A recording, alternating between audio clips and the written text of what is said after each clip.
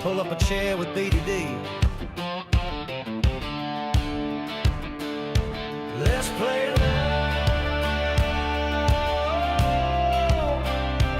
Let's play loud. Yeah. Kick off the cam, pull up a chair, y'all come gather round from everywhere. He's got stories to tell and games to play, living life one stream one day. He's talking highs and lows and in between, the real life bitch you ain't ever seen. It's more than games, it's how we vibe. This is BDD and let's play live. So let's play loud. Come on in tonight.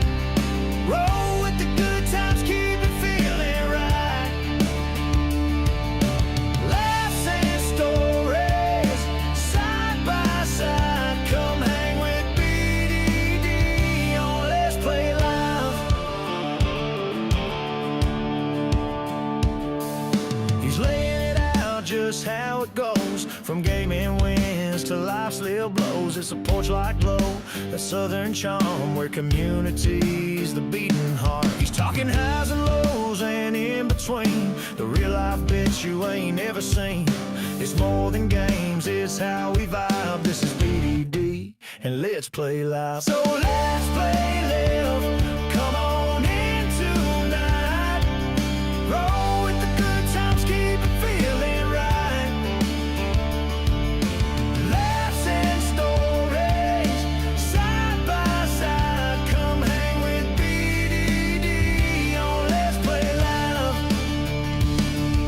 From pixels to life's dusty roads, we share the ride wherever it goes. Pour a drink, pull up a stream, live in the moment, chasing the dream. So let's play live. Come on in tonight. Roll with the good times, keep it feeling right. Laughs and stories, side by side. Come hang with BDD on Let's Play Live. Yeah, come hang with BDD, yeah, on Let's Play Live.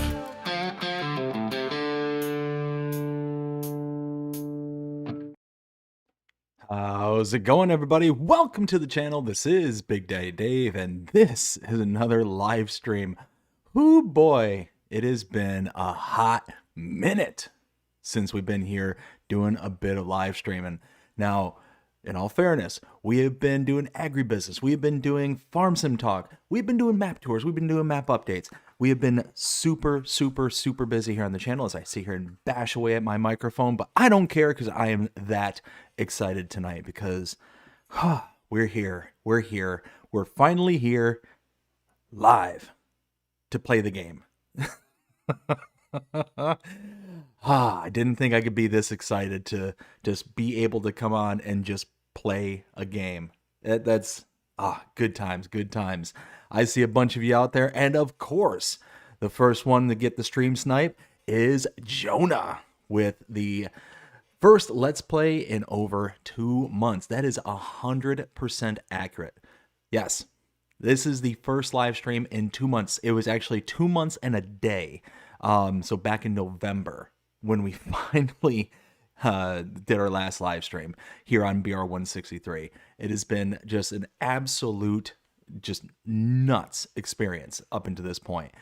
So Jonah, how are you doing tonight? Hope you're having a fantastic day so far. We got Jody saying hi. Jody, how you doing? Hope you're having a great one as well. We got Jonah saying, here we go. It feels so good to hear this song. It's felt so good to hear this song. Felt so good. I haven't heard it in 2 months. It just got me so fired up. Jody says, let's play Farming Simulator. Oh yeah. And Jonah says, Jody says, good night. Awesome, glad to hear it. Samuel, how's it going? Hope you're having a fantastic one so far. Says BDD, you all. How's it going? How's it going? Dead Calm, how you doing? Hope you're having a great one as well. Says woot woot. We got Jaked Up 77. Jake, how you doing? Hope you're having a fantastic day so far. Says hey there BDD and hey there Jake. A $9.99 super chat. Jonah getting us started out right here tonight. Holy smokes, says challenge time. Since it's been so long since you've done one of these, first person, the first 30 minutes of the stream. You know what? Okay. You got it there, bud.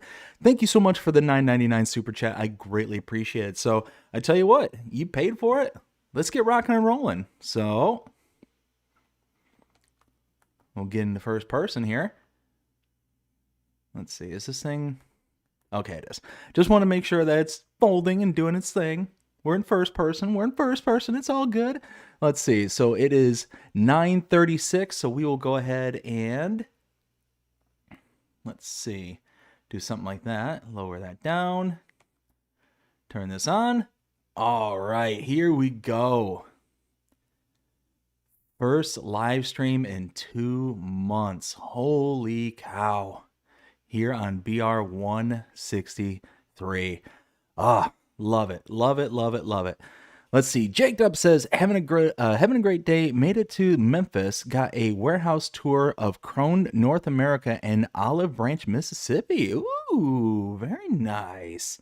Very nice. Glad you made it there safe there, bud. And hey, thank you so much for coming out and hanging out with us last night there on Agribusiness Night. Had an absolute blast with you last night.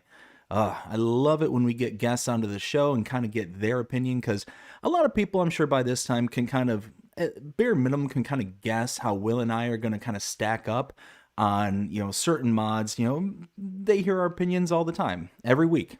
So it's nice to kind of get some new blood in the stream and be able to just kind of see what other people are thinking. So yeah, it was good. It was good to hang out with you and good to see all the mods that we got last week. It's nice to see that things are starting to finally, I guess, tone down a little bit. I mean, it's good and it's bad. I mean, I'm sure a lot of people are like, oh, I just want mods, which is why I thought that meme that I found the other day from PharmaSim's website about the community there with the skeleton just bashing on the shield was so hilarious. It's like, yeah, I bet you they do think like that. I bet you they think it's like, oh my goodness, these people are just crazy for their mods. Well, that just means you got to add more people to the mod team there, fellas. Do your reviews faster. Oh man, but no, I had an absolute blast. And I tell you what, it's not often I get to talk about PC Mac mods on Agribusiness Night. It's actually very irregular, but that Submerged Sanctuary, if you are on PC and Mac, go check it out. Submerged Sanctuaries. I cannot remember the map maker's name off the top of my head, but if I remember correctly, it's their first map, their first one.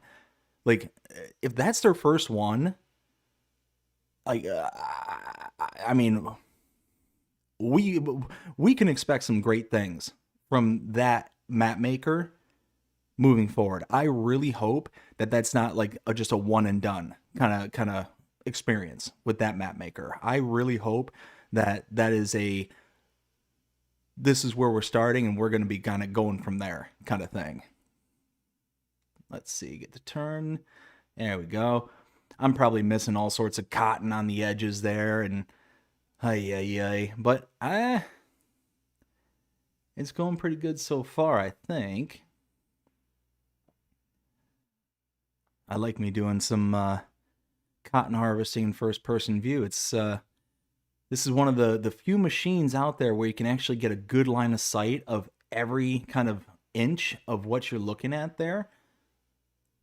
It's not like a harvester where the header is so far beyond your like periphery and you got to always turn your head and look at it and whatnot. It's a little bit challenging first person.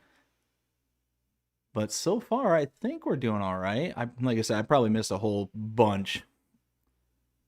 I'm just leaving like one solid row right there on the boundary. And it's just like, boop, boop, boop, boop. It's like, okay.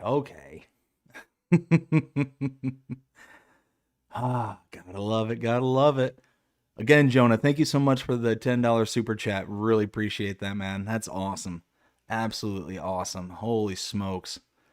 Let's see. Jonah says, I'm from Mississippi. Jake says, happy to hang with you guys. And also says, Homestead is in day 5 of testing. Ugh. Oh, man. I tell you what, y'all, when you see Homestead, be excited. Be excited. I've gotten to see it. Yeah, it's good. Didn't I do an early map tour of it? I thought I did. My brain's playing tricks on me. I can't think right now. But Jake, remind me, did I do a map tour of it? Because I thought I did. Like an early access map tour. Anyways, if I did, go check it out on the channel there, because it's nice. It's a beauty. And if I didn't, then pretend that I did and just go check it out anyways. All right, here. Okay, yeah. Look at that. Look at that. I did miss just a little bit here and a little bit there. Let's see. Jake says, I added a sawmill per the suggestions. Oh, I did. Oh, nice. Okay, cool. Okay. Yeah, so go check it out. Go check out that map tour. And yeah, no, it's a nice map. Like it's got that kind of no man's land vibe to it, where it's going to be very minimalistic, and it's just going to be through the sweat of your brow that you're going to get the look and feel of a map kind of thing. So if you're into that kind of no man's land style, go check it out, because it's going to be a beaut. It is 100% going to be worth the time. And like I said, I don't just call, that style of map a no man's land map, kind of flippantly. It's one of those where it's genuinely got that kind of same look and feel, without there being the I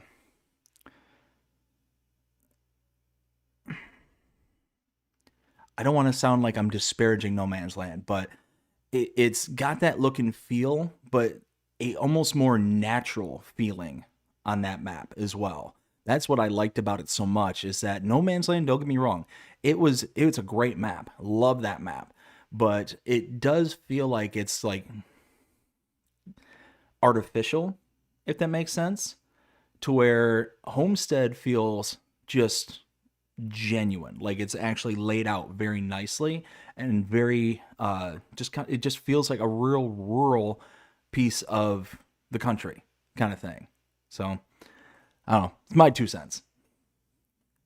Let's see. So Jonah got us doing a 30-minute challenge here for the first person view, and so far I think it's going pretty good. Did I have auto drop on?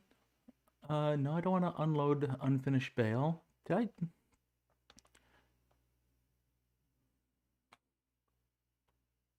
I not have... Do I not have an option for auto drop? I guess not. Wait, what? Why? Oh, that's right. Pre-chamber there, Dave. Pre-chamber. You're looking at the wrong number. I'm sitting there looking at the main chamber, and it's like, why isn't the number going up?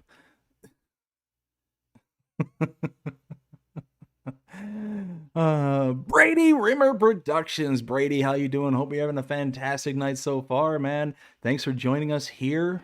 2 months in the making for BR-163. It's been a while since we've done a live stream, but finally got to hear that Let's Play Live theme song running into the show. Oh, man.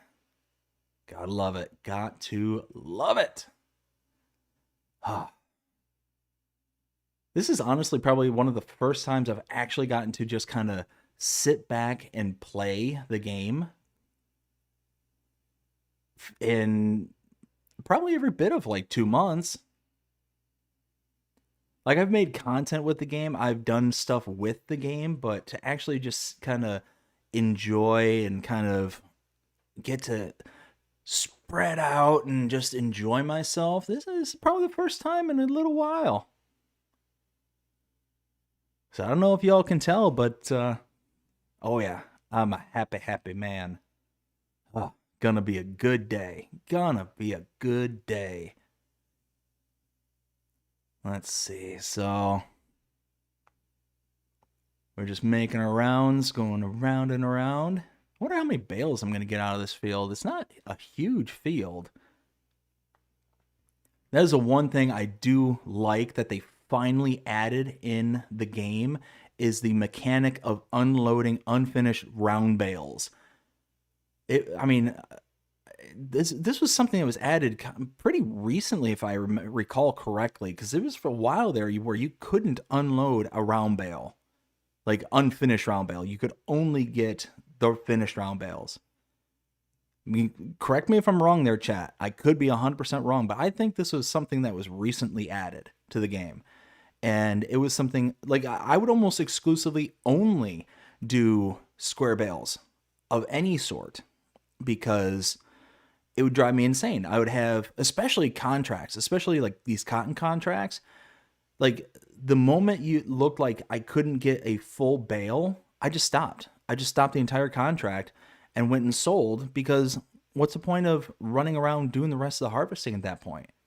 If you don't have to, like to complete, I would only do enough to complete the 80% requirement and then would just kind of go from there kind of thing. And I would just run out, sell the bales and be done with it.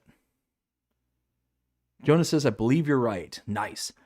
Yeah, it just, it shocks me that it took this long for them to be like, oh, hey, we ought to have that kind of mechanic in the game so that people can unload what's actually in the harvester and not just, you know, leave it stagnant and sitting there. Like, it would drive me so insane because, and inevitably, you get up to like 92% of the whole chamber being full. And it's like, really? Really? I've got 92%. I have no additional cotton whatsoever. And I've got a mostly full bale that I can't unload. Awesome. Awesome. Thank you so much, Giants. But no, thank you so much, Giants, because adding that in there makes a huge, huge difference. And especially on these cotton contracts, because you get paid a lot of money from the overages in the bales. Like it's not a small price. Cotton, for as much as the equipment is, and as much as I complain about doing like cotton because of the initial investment in the equipment, they make it worth it. They genuinely make it worth it. Because you figure, I mean, cotton, well, hold on, let's do some math in here. Yeah, cotton right down there. I mean, right now it can get up to $2,500 in March, as low as $1,900.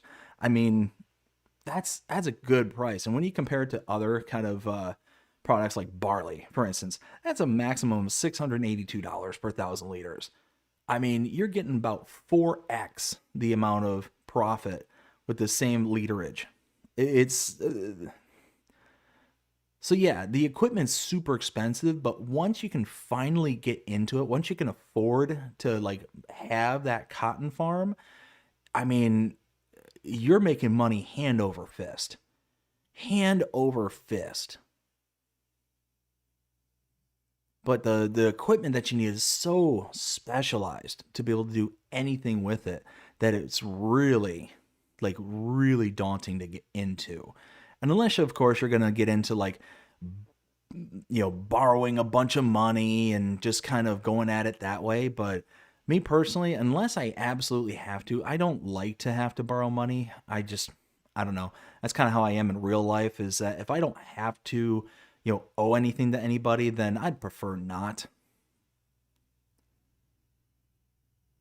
All right, I think 3 headlands will be close enough. And then we'll just start doing our up downs once we make it around this last little bit here.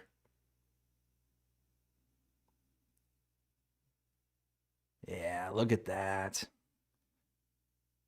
Jonah, you know what? I like this challenge. I like this one a lot. So far, this challenge is BDD approved. Let's see. Cooper, how's it going? Hope you're having a fantastic night so far. Says, what do you play on? I actually play on my Macintosh, or my Apple. I'm from the day when they used to call an Apple a Macintosh. Back in my day. Yeah, so I'm playing on my Mac right now, and yeah, I love it. I absolutely love it. It's one of those that it's definitely gotten the itch for me to invest into a gaming rig. One of these days, I will uh, eventually probably invest into a decent gaming rig, something that will be able to just burn through Farm Sim and just go all out on it. One of these days, I don't know when, I don't know how, but I think that's going to be the ultimate goal.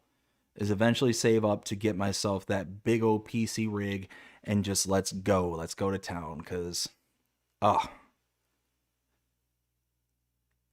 it's such a huge difference. I was originally on console. I've been on console since the FS19 days. So it was only here recently, within the past, what is it, 8 months or so, when I started doing PC, PC Mac. And yeah, I mean, I won't turn back. I won't turn back. So hard so that I still got my Xbox over in the corner over there. I haven't turned it on in probably, 4 or 5 months, which I knew was going to happen. I knew as soon as I turned this on, it was going to turn into a giant paperweight. And I think I even made a comment about that, saying, yeah, I'm just nervous about starting up on, PC Mac, getting a rig and all that stuff, because I know I'm just going to turn that into a giant paperweight, $500 just sitting there kind of thing. And yeah, that's basically what happened.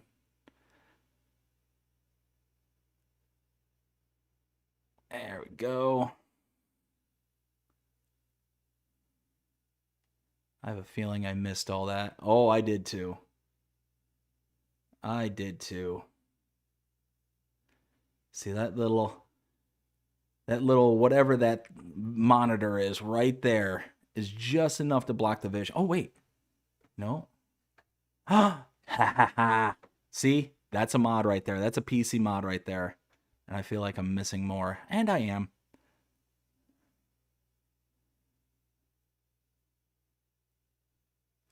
Okay, hold on.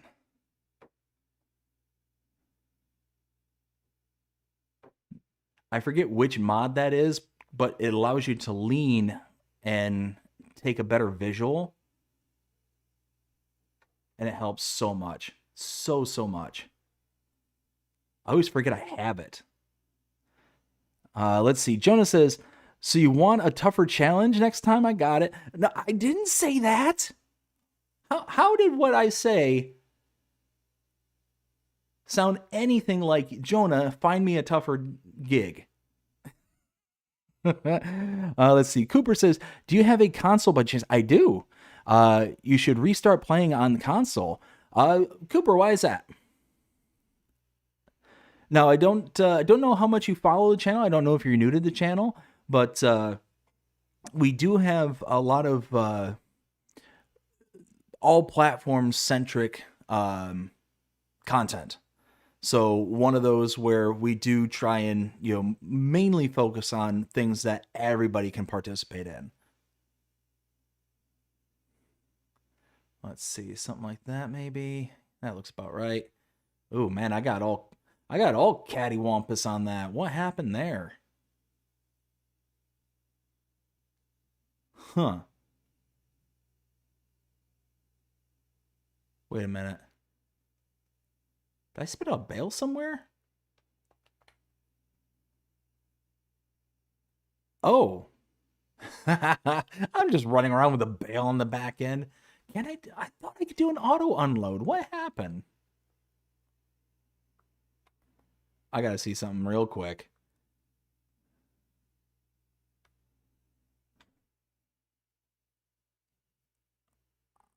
Auto unload. Why am I not seeing an auto unload? I see unload baler. I mean, I'll just unload it, but... Huh, weird. Let's see. Cooper says, well, I would like to have someone to play with because I have nobody to play with on Farming Simulator. Instead of no, I meant no. No, I meant no. I gotcha. I mean, it's one of those that you can always find people, whether they're on consoles or not. You can play with PC Mac players. There are cross-play available maps and stuff. It just restricts the amount of mods that are available to utilize to play with, kind of thing. So it's just one of those that, as long as you got some people who are willing to kind of, restrict their game style, then you can play with just about anybody, kind of thing. So,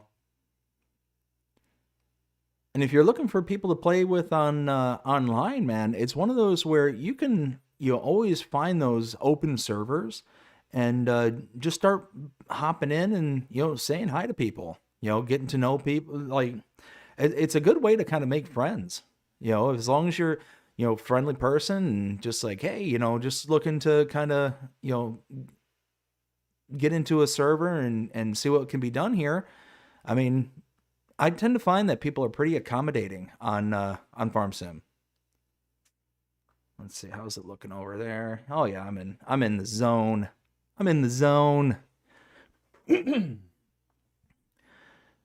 Oh, but I am out of the zone now. What happened there? How far did I get out of that zone? Not too far. Just a little bit.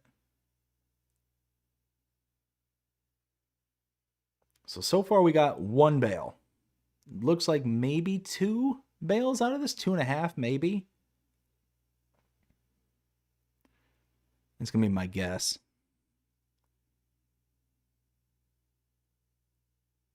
Oh, gonna be a good day. It really is too. It really has been a good day. Got so much stuff done today. Holy smokes. So we ended up putting our Christmas tree out in the we ended up buying a fake tree this year. Normally we get like the real deal kind of thing. We'll go to like Lowe's or Home Depot and we'll get a real Christmas tree and we'll set it up and all that stuff. But my wife and I got to talking about it, and we're like, you know what? Our youngest daughter is 1.5 years, and it's one of those that we work from home, so our kids, are constantly going to be around the tree and all that stuff, and we don't want our youngest to be sitting there pulling the needles off the tree. Don't want her trying getting into like the water basin underneath. She's just too young at this point. So it's just going to be a lot of stress, specifically on my wife, because during the day they tend to hang out more with her because I'm in my office here when I work. So I'll go out there and help out, every chance I can. But if I'm in meetings and stuff, where I can't really help out, she's basically in there by herself, kind of thing. And she's like, you know what? It'd just be so much easier just to get a, fake tree, get a decent fake tree this year, and we can run it for, 3, 4, 5 years, and then go back to getting real trees, kind of thing. I'm like, look, I'm willing to do whatever you want to do. If you think that's going to be easier, then fine. We can go out and we can get us a fake Christmas tree and just kind of go from there. And they ended up wanting to mess with it like the first night, but then after that, they didn't care at all. And it gave my wife, a good peace of mind throughout the holidays, where she could just put all the ornaments and stuff up high out of their reach, but at the same time, still have that kind of, Christmas joy of seeing the tree up and kind of going from there. But we ended up putting it out into the garage, and over the past several weekends, since Christmas, we've had pretty much every weekend planned with things to do, one thing or another, and I just haven't had the time to do anything with it. Well, finally this weekend, today, finally was able to go out and work on some stuff. So I ended up taking the tree out of the garage. I took it out to the shed, and I've got it stacked up into the I forget what they call it, but it's basically like a little storage, the type of storage building that we had. It's one of those, looks like a barn. It's like a little blue barn. I love this thing. When I saw it, I'm like, that's the shed I want to get. When we go out and buy a shed, because we both said, hey, we need a shed. We need like a really good size shed to be able to store some stuff, and that's going to be like the man zone. Like, that's where we're going to keep all the tools. We're going to keep all the all the stuff that gets sharp and dirty, and do all the kind of heavy equipment out there. And I went out there and I put all the stuff up in the attic. I put the tree up in the attic, and it's like like a perch almost, and ended up putting the tree up there. And earlier this year, I ended up putting like a bunch of my tools and totes and stuff like that when we moved, and I put all the tools that were in the totes up there in that portion of the upstairs. And in the meantime, my dad, who's retired and is living with us, on the property, he goes out there and he just kind of, messes around, does like little odds and ends kind of thing, little small jobs, because he really can't do like big projects anymore. It's one of those that when there's a big project, it typically, falls on me, and then, he'll sit there and kind of walk me through it and show me, because he was like he's a former contractor, but his just body is just so broken from, the years upon years upon years of doing that kind of heavy job, throughout his entire life, that he's just kind of, kind of very slowly moves around. He's very methodical kind of thing. And, so he'll go out there, and what he ended up doing is he ended up kind of extending that second story, that kind of perch. So basically think of like a horseshoe, how it's kind of that rounded. Well, this is had the loft area, and the loft was just on the kind of the quarter end on the back side of the building. He basically extended out these two runners on either side of the shed, and goes pretty much out 3/4 of the building kind of thing. So you got like the middle of the shed is open, but on either side where the benches and stuff are to work at, there's like a shelf up above your head, and that's attached to the kind of loft area. Well, I had all my totes up there, and I started going through those, digging through, trying to find some of my tools that have been, squirreled away since we moved here. Been, what else to do? Oh, I organized my desk. Finally organized my desk. So, IKEA sells these little like wire basket organizers, like for like your wires underneath desks and stuff. And all they are just these little, okay, it's like two brackets that you screw into the bottom of your desk, like kind of like this, right? And then there's a shelf that just applies, and it's maybe about a space like that big or so, but we'll just sit there and hold all the wires up off the floor, so you don't have like spaghetti land underneath your desk. And the kind of desk I have is one of those ones that raises and lowers, those standing desk, and which means that all the wires and stuff under my desk have been exposed, which makes it to where like my kids, when they try and come in here and they crawl under the desk and whatnot, they can get all tangled up in the spaghetti wire and all that stuff. And it's like, no, we can't do that. So I finally got an opportunity to install those things up underneath the desk, and really kind of cleaned up my desk a lot. So that was really nice, being able to finally get that done. And then what else I ended up doing? There was more stuff that I did. Oh my goodness, I'm trying to think. Let's see. Cooper says, well, when I start talking to people on those servers, the mods like to ban me. Oh, really? Oh, I'm sorry to hear that, Cooper. That stinks. Jonas says, why did you put the tree up? It's only 10 months till Christmas. Because it's 10 months till Christmas. That's exactly why. uh, and of course, oh man, I missed that little chunk over there, and that's just gonna bug me, guys. That's just gonna bug me. Okay. Let's back up.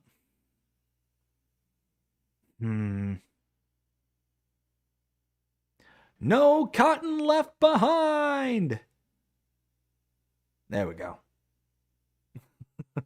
How far am I into this? Hold on. How far am I? Oh, my word.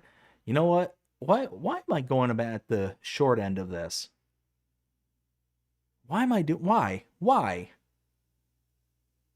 I could be going the long way of the field and just, taking less passes, having to turn around less. Ah, Dave. Dave, what are you doing? Let's see. Cooper says, why don't you play why don't you I am playing. This is 25. This is FS 25. Are you asking why don't I play on console? Just out of curiosity. I mean, if the question is why don't I play on console, it's one of those that I played on console for years. Like I said, I played on console since FS19. And it was just one of those where the quality of mods that you can get available on Mac and PC is 100 times better. 100 times better. Not only that, but you can also get access to like the branded mods that you can't get on consoles because of the brandings and issues and all that stuff. You also get the kind of those quality of life mods that you cannot get access to on that you can't get access to on consoles. So for an example, what I mean by that is Universal Autoload is a perfect example of a quality of life mod that you cannot have on console. And for those who don't know what Universal Autoload is, Universal Autoload will basically take any product that is in the game and be able to load it onto either a flat deck or some kind of trailer. So if you got logs on the floor, you can use Universal Autoload and boop, boop, boop, boop, boop, and it'll load every single log into the trailer. Now, the difference is that, yes, like consoles do have auto loading trailers. They don't have like tree auto loads. I mean, they do now, but they're kind of different. But what these trailers actually do is they're just the base game trailer. It's any trailer that you can get your hands on.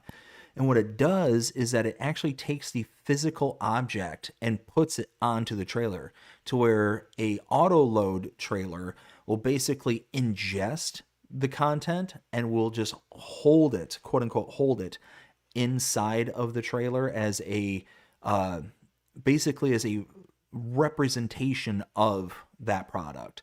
So when you're loading up a tree, you're actually loading up the actual tree and it still has weight, it still has physics in the trailer as you're driving down the road. So you still have to, use caution to where unless the modder actually makes the weight and physics a part of the ingestion process, which most of them don't. Most of them just kind of leave that physics out.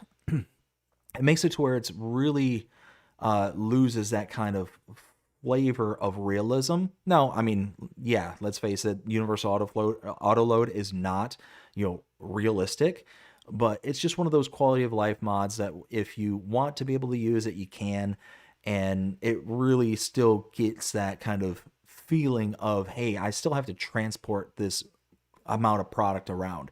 It also works on pallets and stuff, which is amazing. If you got like 100 pallets and you want to put it on a trailer, instead of taking one pallet at a time, loading it on there, you're able to just then turn around and be like, okay, boom, boom, boom, boom. If you had an auto load from console, it's just going to ingest all of those individual pallets, and then you're kind of, without the physics. So you don't get top heavy. You don't get the kind of, buckling of the trailer, the daintiness of rounding corners and all that stuff. You're not having to compensate for the weight kind of thing. So it's just one of those kind of things that adds that little convenience without taking away from the game like heavily, if that makes sense. Let's see. We got Oh, no, you thought I was okay. No. I'm on FS25. Yeah, so this is BR-163 for FS25 is the map I'm playing on. Why do you really want a PC or something like that for mods, but I'm too broke to afford one? It's one of those that it's one of those where I completely understand. Like to invest in a PC so you can play, farm sim or any game, on PC. It's a big investment. It's not cheap, but it's one of those where if you're able to just stack away, $10 every paycheck, $20 every paycheck, it's going to take a while, but eventually you're going to have that money and you're able to be able to do something with it, kind of thing. And here's the thing is you don't have to have a screamer. Like I was talking earlier that I want to invest in like a new PC or something along those lines. And that's going to be years down the line because my Mac is pretty specced out to where it's going to be fine for a while, kind of thing. And it's one of those where when the day comes from like, okay, it's not going to keep up with the latest version of FS anymore and all that stuff, then yeah, I'm going to probably, think about that. And what I'm doing now is I'm already preparing to be able to, do that. So I'm squirreling away, $20 here, $40 there, however much I can, however much I can afford. I'm just squirreling away and going from there, just knowing that eventually one day that's going to come, kind of thing. And it's one of those that I know it's going to happen, and I know that's something I'm going to want. So it's just, you got to be able to play the long game on something like that. So it's going to take a long time, but at the end of it, when you finally got that piece of equipment in your hands and you're sitting there and you're just playing on it, having a good old time kind of thing, you can sit there and know that, hey, I worked hard for this. I did what I needed to do to make sure that I got what I wanted, kind of thing. And like I said, it's daunting. I know a lot of people are like, oh yeah, that's going to take a really, really, really long time. Yeah, it's absolutely going to take a long time, but you'll have something at the end of it to be proud of. Let's see. Benji, how's it going? Hope you're having a fantastic day so far. It's a good evening, everyone. Good evening, Benji. Cooper says good evening. John Brock, how you doing? Hope you're having a fantastic day so far. Says welcome in, Charles. Welcome, John. Got Benji saying hey to Brock. We got Insane Sim Guy. How you doing? Hope you're having a fantastic day so far. Says good evening, BDD, and everyone in chat. ISG, how are you? I hope you're having a great one so far. Cooper says I've always wanted a PC for a game called Stormworks. I've never heard of that one. Daniel, how you doing? Hope you're having a fantastic day so far. Says, hey, it's nice to be back. It is nice to be back, man. Good to see you. Hope you're having a fantastic day so far. How's your channel going there, man? Hope that's going good for you. I know you were working on it really hard there a while back, but unfortunately, I kind of fell out of keeping up with it. So yeah, how's it going? Benji says, doing great. Did you get snow yesterday morning? No, so I'm not far enough north where that was an issue, but we got the cold. We definitely got the cold. Actually, as a matter of fact, hold on. It is 38 degrees right now, according to my watch. So yeah, 38 degrees here in mid Florida. So yeah. From what I gathered, there was some snow up in like the Panhandle and up north there in Florida. But yeah, I'm just a little too far south. But it did get into like the mid 20s last night. So much so is that we got our well on the property because we have well water here. Before, when we lived in our old house, it was city water, and never had to care about nothing about it. But now that we're here on this property, we have to worry about, hey, freezing pipes and all that stuff, which isn't a very common thing to worry about down here in Florida, just full sentence stop. There may be like 4 to 5 days a year where, worrying about the pipes and stuff like that is something to worry about.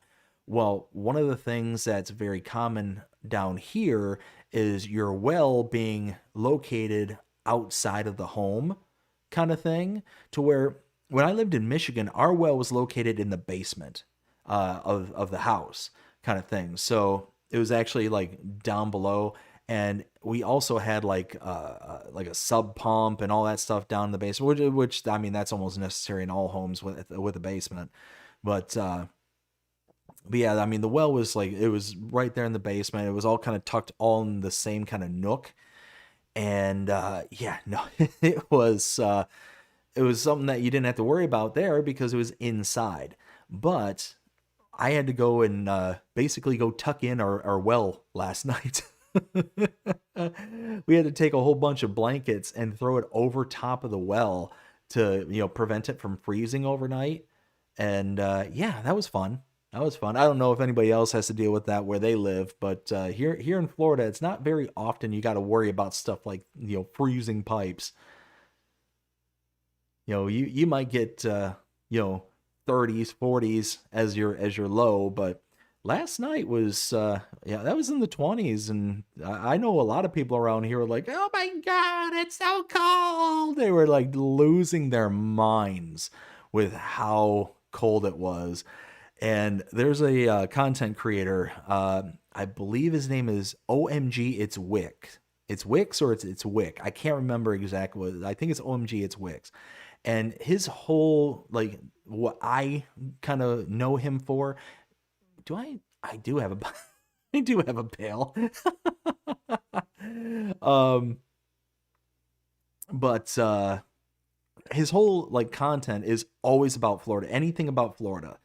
And he did this one where it basically overlaid the current temperature of, what is the current temperature outside, and then he'll step out of his house and 80 degrees short, like this is the Floridians' natural habitat, 80 plus degrees, and we're in shorts and a t-shirt and flip-flops or thongs, the kind of sandals kind of thing.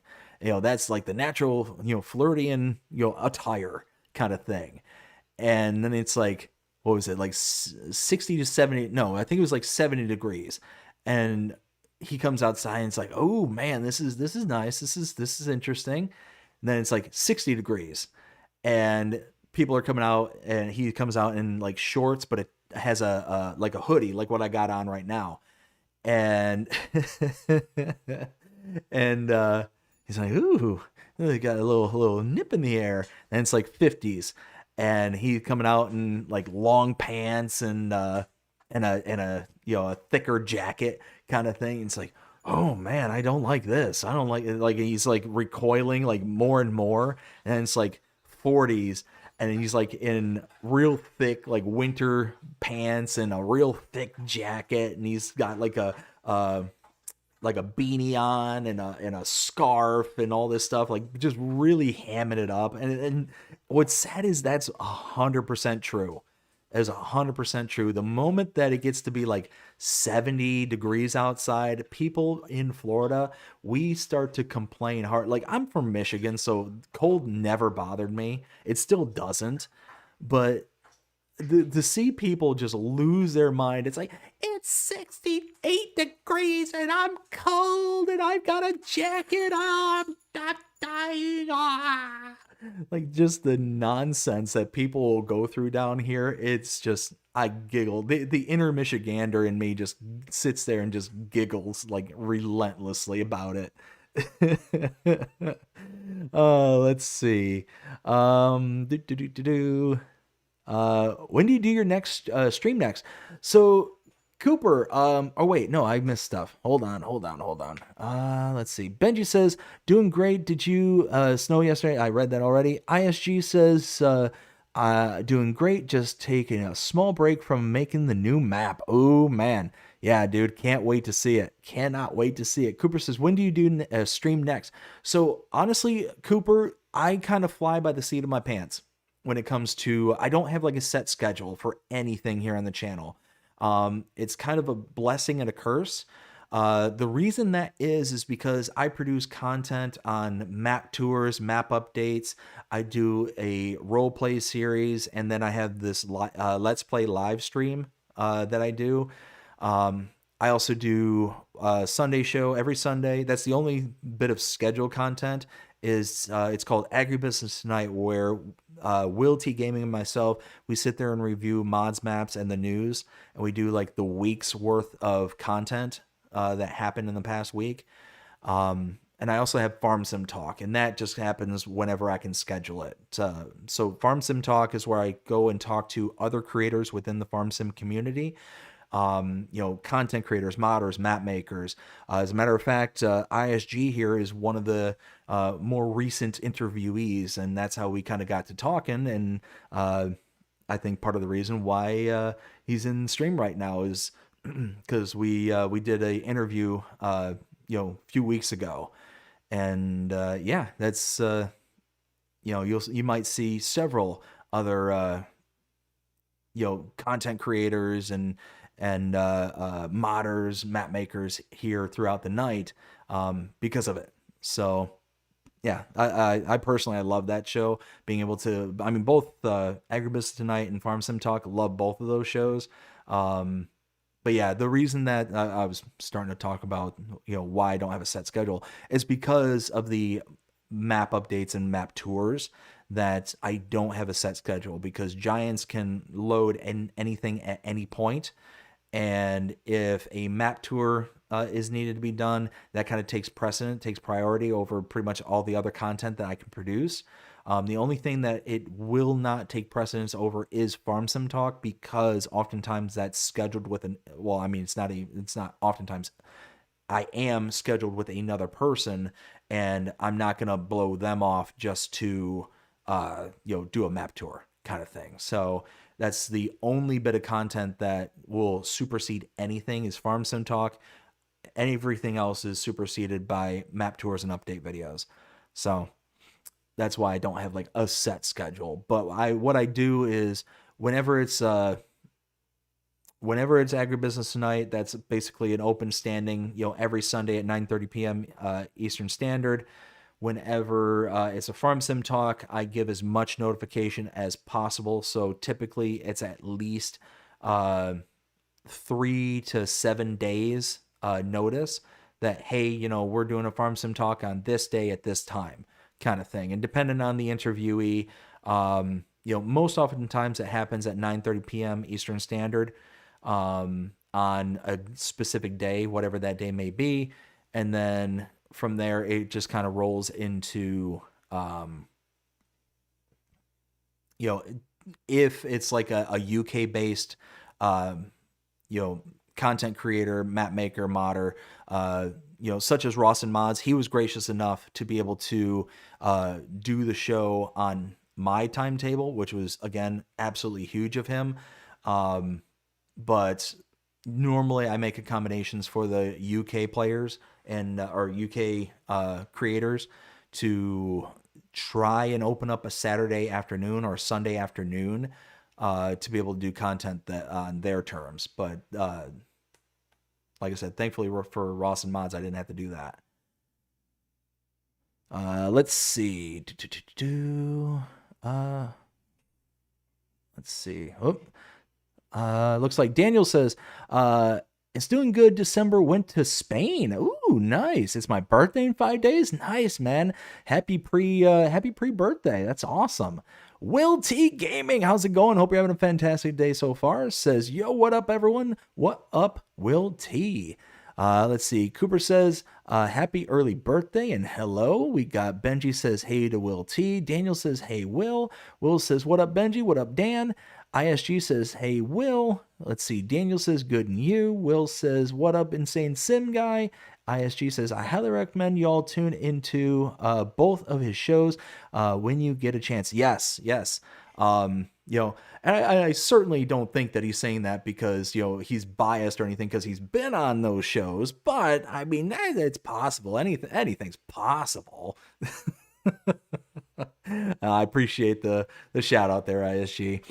Let's see. Cooper says, okay, that makes sense. Cooper also says, Insane Sim Guy, what maps do you make? ISG says, I made Riverbend the Aftermath, which has an update that has just entered console testing this morning. Nice. Can't wait for that one. Cooper also says, oh, I will test it when it comes out on console. ISG says, biased maybe, who knows for sure. I mean, there might be a little bias, but you know what? Bias isn't necessarily the end of the world. It's how that bias is applied. All right, let's go pick up these bales. I got, what, 3 of them? So I'm going to finish out the rest of this contract in first person mode because, Jonah was kind and gracious enough to do a $10 super chat. And then after that, we're going to go back into third person. All right. And I think the other one's down here. It was 3 bales, wasn't it? I think it was. We'll do a flyby real quick just to make sure I'm not missing any. Let's see. Where am I? Whoa. Bouncy. Where am I taking this to? Over there, over there, and going over there. Bam. All right, nice. All right, just make sure. I don't think I have any others. Nope. Looks good. Let's go. Boogity boogity boogie. Let's go racing. All right. Get me a... Nice. All right. All right, so let's go take this out and finish out this contract. I'm curious on how much I'm going to make from just this kind of cotton, because there should be an overage. Got this old school JCB. Wow, listen to that nice engine in the background. Sounds good.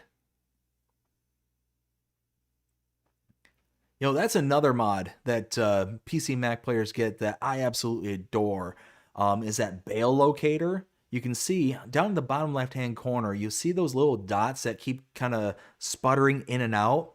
That's marking a location for the cotton bales. And because the cotton bales are moving, those dots are moving. That's what that is. So that, for me, is absolutely huge. And the best part about it is that you get different colored dots depending on what the bale is. So if you got a grass bale, it's like a dark green. If you got a hay bale, it's a light green. You got straw, it's a yellow. You got silage, it's like a brown kind of thing. So just having that little marker, like, I know it may sound like kind of piddly stuff, but it, to me, is huge. Like, it's a huge thing, because I lose bales all the time. All the time. Wait a minute. Did I? Hold on. I did too. Darn it. Backing up. Oh, hey. I got that thing still out. Let's put that thing away. Thankfully, no cars are coming. Don't mind me. I'm just backing up on a highway here in Brazil. Cops are friendly in Brazil, aren't they? I hope so.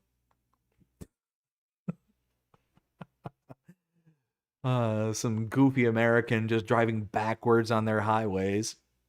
Don't mind me. Don't mind me. It's okay. It's okay. All right, where is this? Where is this? So it's right here. Where's the entrance? Oh, wait. Are you it? That has to be it. You have to be it. Oh, yeah, that is it. Okay, spinnery. Nice. All right, well. So I guess...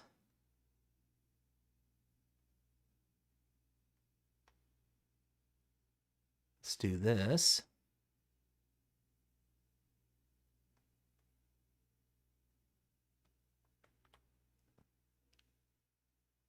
That's what I absolutely love about Zero Edo maps, is the attention to details, as I've always said. And what I'm talking about is, if you listened in there, you can hear people talking in the background. Oh, I definitely need to back up. Okay.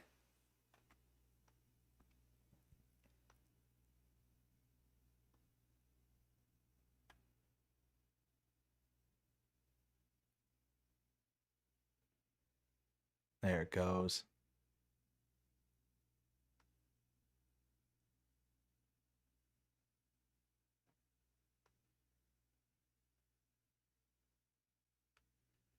Oh, look at that. Almost 13 grand and a $381 environmental score just for the bales. That's just the bales. And then the contract itself, which is, no, that's here, was 7 grand. So you figure I made 20 grand when all things are said and done. Look at that. Look at that. Oh, I love it.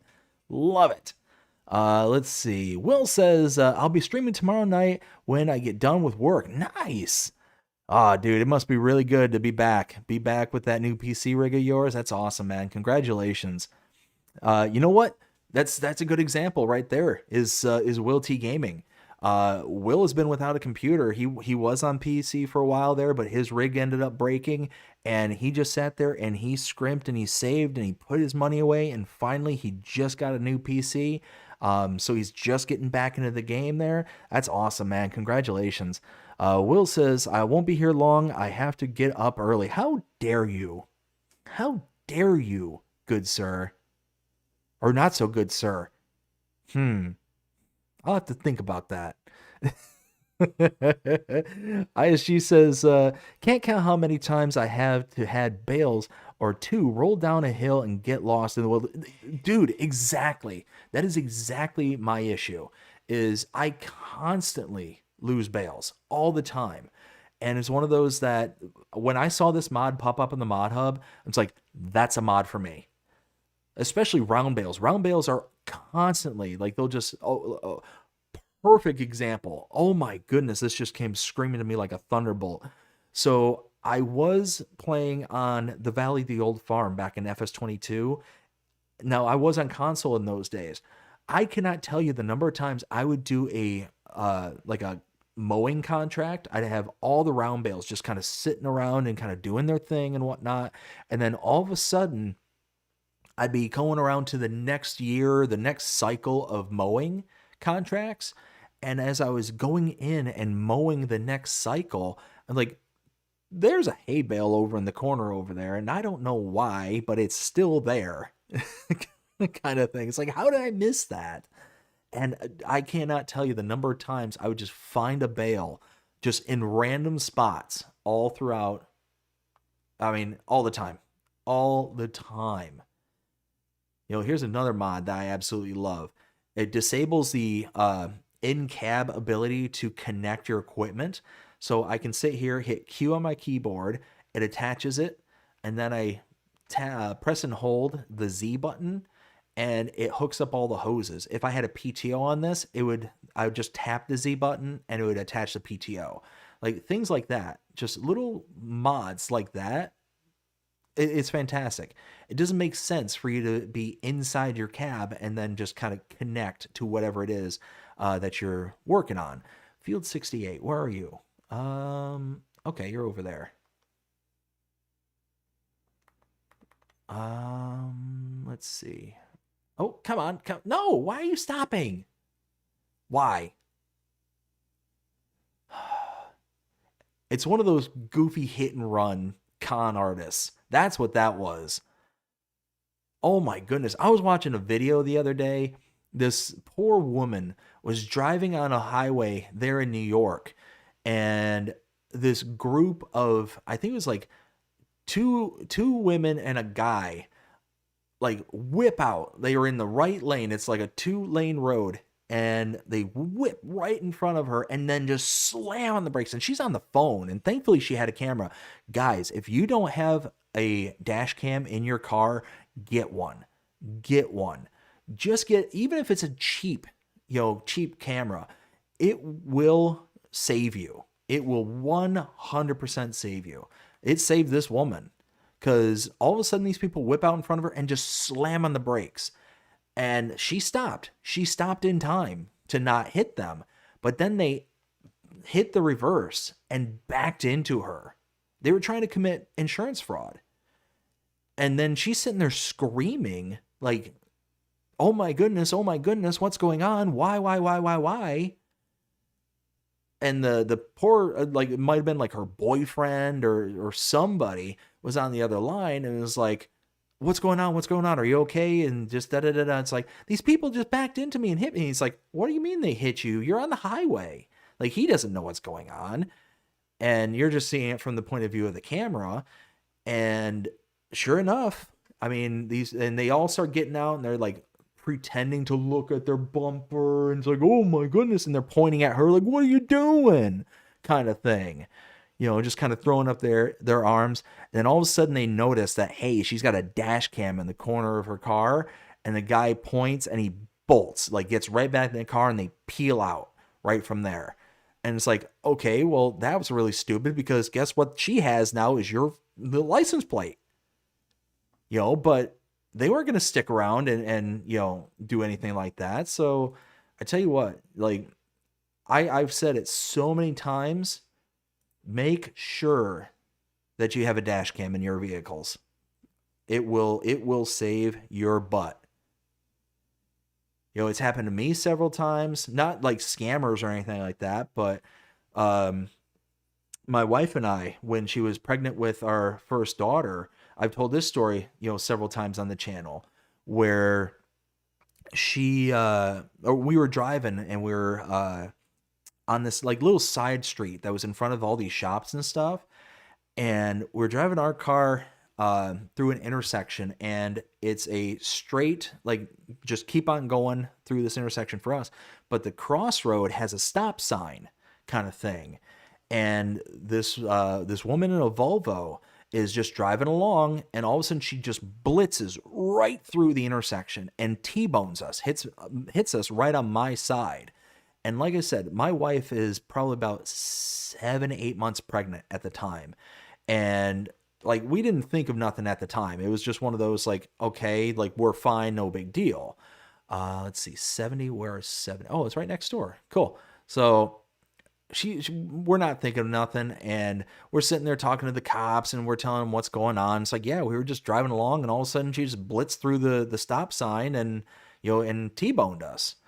And I told the cops, like, look, I've got it all on dash cam and all that stuff. I don't think you'll need it, because you can obviously see that she's got the stop sign. We don't. She admitted to, the direction of travel that she was going. So it's obviously she's at fault. And I look at the cop, and it's like, I don't know what she was thinking. It's like, she never touched that brake at all. Like, at no point did she even begin to stop. And I told him, it's like, I don't think I saw her being distracted by it. Like, I didn't see a phone or anything like that in her hand. But I mean, I obviously wasn't paying too much attention to what she was doing. I was more concerned about what I was doing. And sure enough, she admitted to the cop, she said, I thought my car would stop. The cop, like, I guess he kind of mimicked the look that he gave her. He's like, ma'am, what do you mean that you thought the car would stop? She's like, well, my car, it's supposed to stop. And he's like, okay, I understand that's what you're saying, but I don't understand what you mean. Please elaborate. And she's like, my car is supposed to recognize when there's a stop sign, and it's supposed to stop. And all of a sudden he looks over here. He's like, ma'am, you're not driving a Tesla. And even if you were driving a Tesla, and even if that was a feature available in your car, you're still responsible for stopping the vehicle. Am I really plowing out a field with, what is that, potatoes? They're growing. Why am I cultivating a field like this? That's weird. See, yeah. Moral of the story: get dash cam. Get dash cam. It will save your butt. I've talked about this numerous times on the channel. All right, let's get this going. We'll do 2 headlands with this size. No rounded corners. Set course. And boop, get started. That's so weird. I don't know why it's having me plow out a almost fully grown field of potatoes. Oh well. Let's see. Where did I leave off? Let's see. I think I left off with Samuel says, coming bad weather in rain mix ice at TX Arkansas LAMS ALKYTNAR for more. Yeah, no, I mean, the weather is getting gnarly right now. Like I said, around here it's supposed to be a low of, I think the low tonight is 30. So again, people are, spurging out down here in Florida, but Daniel says, why don't they update on the same farm simulator instead of making a new one every time? Honestly, bud, I have no clue. I'm sure there's a reason. I just don't know it. Let's see. Jody says, nope. Cooper says, what is MS? Mississippi. So he's listing all the states there. Cooper says, or no, Jody says, I like the other way you are automatically look up the things. Automatically look up the things. Can you elaborate there, bud? Jody, I don't know what you're talking about there. ISG says, Daniel, if they did that, they would never get new features in the game due to limitations of the game engine. Ah, that makes sense. Daniel says, okay. And Cooper says, oh. See, that's why I'm so glad that we have a modder in the chat right now. Because, wait, what? What's blocking you? No. Wrong button. There it goes. BTW Courseplay, another PC Mac only mod that is absolutely amazing. So you see those lines that is in the grid down in the bottom left-hand corner there? That's Courseplay. It works basically like what Giants' worker system does, but so much more intelligent. So you can add, like this little window that popped up here, this is the Courseplay thing. And if you want to analyze your course and how it's working, but of course I've already got it set up here. I'll show it off in just a second. Boop, boop, boop. We'll fire up the versatile.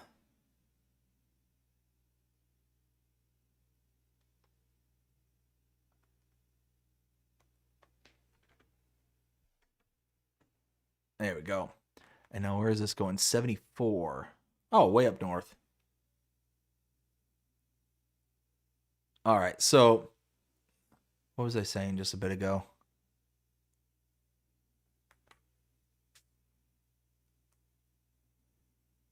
What was I talking about? We're talking about I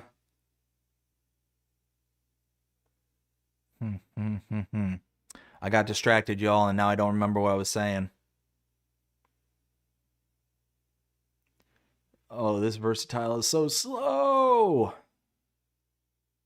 So slow. I think I can. Oh, Courseplay. That's what I was talking about.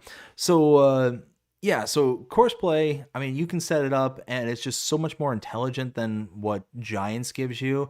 You know, when you set up the Giants workers and whatnot, they have basically like a predetermined system that's how everything's going to function and how it's going to run through. And it's just very kind of limited as to what it will do.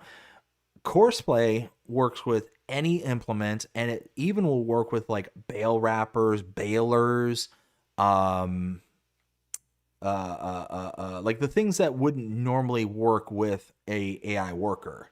Boop, boop, boom. But yeah, no, it's one of my favorites. Courseplay, being new to the PC Mac world and finally getting to experience Courseplay. From what I understand, AutoDrive is a really powerful system too. I have not dove into that one. I have no idea AutoDrive and how that functions, how it works, or anything like that. I'm sure that if I were to look up some tutorials, I'm sure I could find something, but it's just not something I'd necessarily want to dive into just yet. I just want to kind of enjoy what I've got so far, kind of thing. But yeah, it's one of those that if you get the opportunity to get a PC, I pushed against it for a very long time. A very, very long time. And there was so many people, oh, you got to get a PC. You got to get a PC. I'm like, I know I've got to get a PC. I get it. But I gotta, like, I can't, or I just won't, or blah, blah, blah, like whatever excuse I was coming up with at that point in time kind of thing. And then I'm like, you know what? I'm gonna try. I went to my wife and it's like, look, I want to spend the $60 it would cost to buy the farm sim for my Mac. I've already got it. It's gonna be $60. Worst case scenario, it doesn't work. Worst case scenario, I spend $60 and it's a waste of $60 kind of thing. But I want to get it because if I can play it on the Mac, I want to migrate and I want to do that. She's like, okay, you do this for YouTube, you do this for yourself. It's like the one thing you have that you like is yours to enjoy. So go for it, kind of thing. And I tried it. It worked swimmingly with my son. See, here's another half grown field here. What is going on with this? Why am I plowing these out? Yeah, potatoes. I mean, don't get me wrong. I'm not going to complain about getting rid of potatoes, but it just seems weird. All right. So I was talking about courseplay, and the reason why it's so much more powerful is that if you press and hold the B or it's either the circle button if you're on console or the B button if you're on Xbox, but you get this AI setting window and you can basically say, okay, your implements, this many meters wide, the number of headlands you want to do, the direction you want to go in, work on the headlands and, up and down or like, where do you want to start? And then if you want to skip lines and stuff like that, that's basically all the Giants one does. Courseplay, on the other hand, when you click into that, this thing gives you so many options. So it gives you your working with. A lot of it kind of repeats what the Giants one does, but it also allows you to run a course with multiple sets of equipment. It'll recognize those pieces of equipment and design the course accordingly. Any kind of field margins that you want to give, the number of headlands you want to do, up to 40 headlands if you want to do that. So if you got a massive field and you're using small equipment, or if you got a small field with a small piece of equipment and you want to have really big buffer zone kind of thing, you can do that. You got your center point, so your up downs, how you want to run it. It will run different courses if you want. Your center direction, so clockwise or counterclockwise. All these different things that allow you to kind of do this. So if you're doing headlands, so I want to do at least 4 headlands to get a big buffer around the edge of the field there. And then it'll give you the option of where do you want to start it. And then number of round corners. This is the one that I really like, is that you can, if you want like basically a Giants version of things, you just set this to 0. But the rounded corners, it'll actually just kind of round off all the field corners and just kind of set you up from there, kind of thing. It's nice. It's just a really, really nice. I don't know what half of these things are. I'll be honest with you. Like there's a bunch of settings down here I don't play with that often, but generate the course. It sits there, bloop, bloop, does the thing. And then I hit my keybind to tell it to start at the first waypoint, which is right there in front of me with that kind of arrow pointing up. And then it just runs the course. No big deal. And it's just going to run that course all throughout this until it finishes and finishes everything from there. So it's a more powerful AI worker, is that what it has to offer at the end of the day. So it's those kind of mods that are just really kind of convenience built. Let's see. Where did I leave off?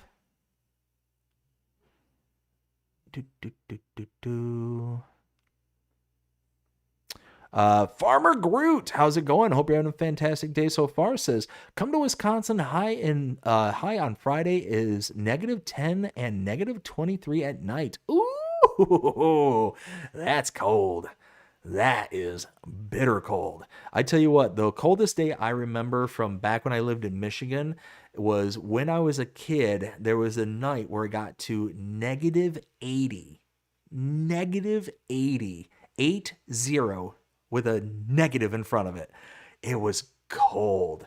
Holy smoke. And that's like without the wind chill and all that stuff. And it was blowing. It was blowing. I mean, there were so many people in our town that had bursted pipes and just all sorts of nastiness going on for them. And it's like, oh my goodness.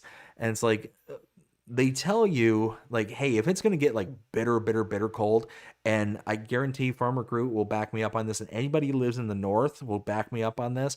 They say if you are going to get a really bitter cold night, always turn on your outdoor faucets and just let them trickle, kind of thing, to allow the water to flow through. It makes it harder for the ice to freeze in place. That's why like rivers are so dangerous to cross in the snow.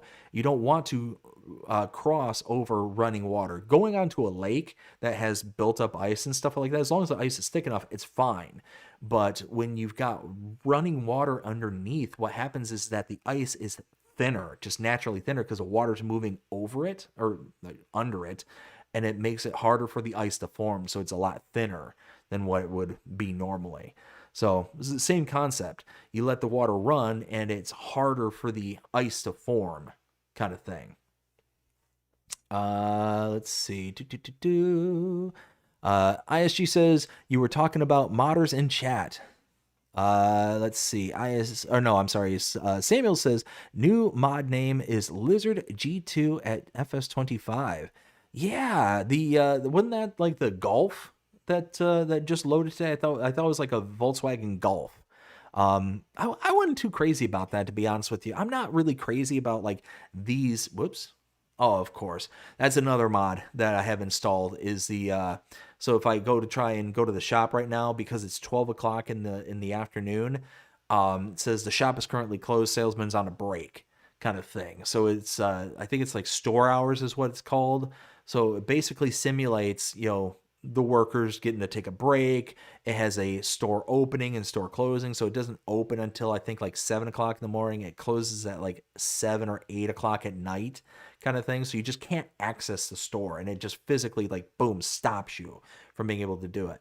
And it basically kind of coincides with those maps where it has those swing arm gates that prevent you, or the closing gates that are built on a timer. Basically it's the same thing. It prevents you from getting into the shop, kind of thing. Well, this one just really locks it down and prevents you from being able to access it full sentence stop, kind of thing. So I love it. I think that's fantastic. But then again, it's times like this where, hey, I want to show off what that is doing, or what the mod I'm talking about. But basically, any of those cars that really has no functionality other than just driving. Like pickup trucks, I think are fantastic because you can, even at a small amount, you can load a pallet into the back of it and take it somewhere. A lot of the cars and stuff like that, like the version of the Mustang, I'm not a huge fan of because, again, you can't really use it for anything besides driving. Same thing with like that Golf. You might be able to get a pallet in the back if it opens up. I didn't look at it, so I don't know if you can or can't. But yeah, it's just those kind of things I'm not too crazy about. That's just like a personal preference kind of thing. Let's see. Daniel says, BDD, what is the one thing you want to add to? Ooh, that's a good question there, Daniel. One of the things I would love to add to Farm Sim.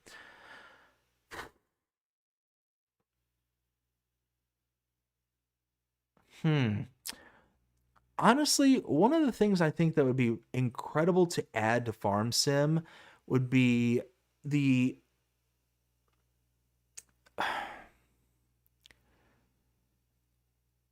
back in FS19, there was the Seasons mod. Now, Giants kind of started to go down the path of integrating Seasons into Farming Sim, but the FS19 Seasons did so much more to the game, added a whole bunch of layers of realism to the game.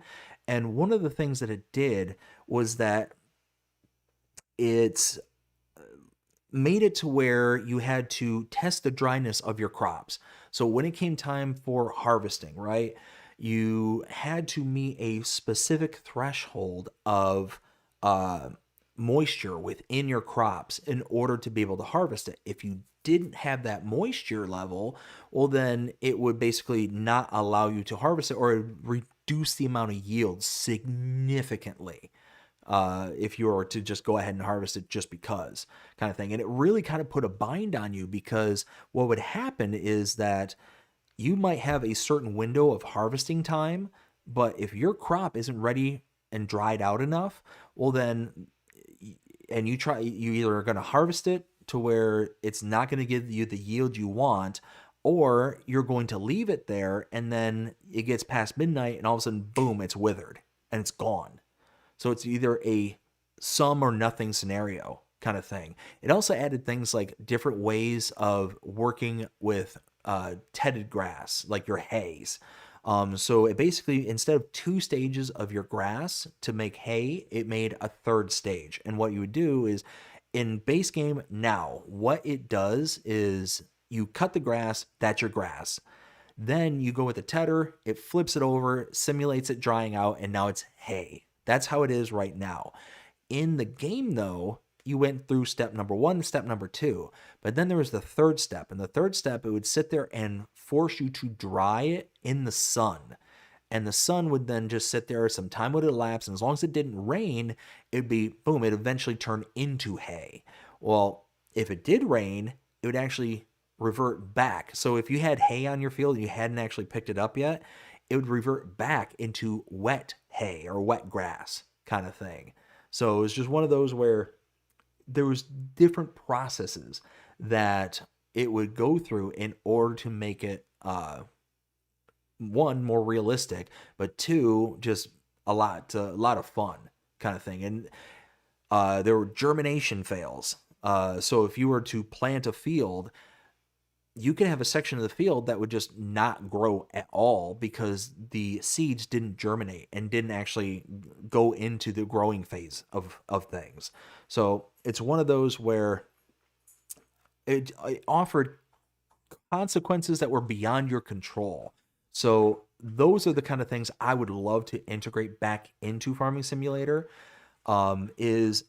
And they kind of started touching on it. They really did. They started touching on it with the tornadoes and the hail, but I really feel like they kind of dropped the ball on it kind of thing. They really kind of half committed to it.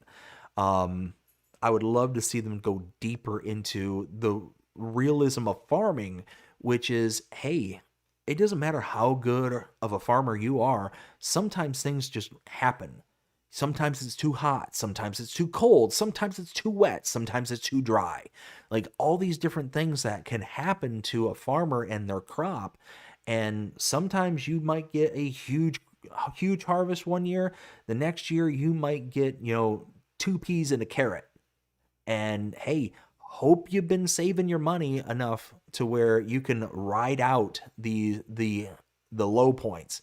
You can experience some highs, but you can certainly experience the lows too. So that's what I wish they would kind of integrate back into Farm Sim. Let's see. Where was I?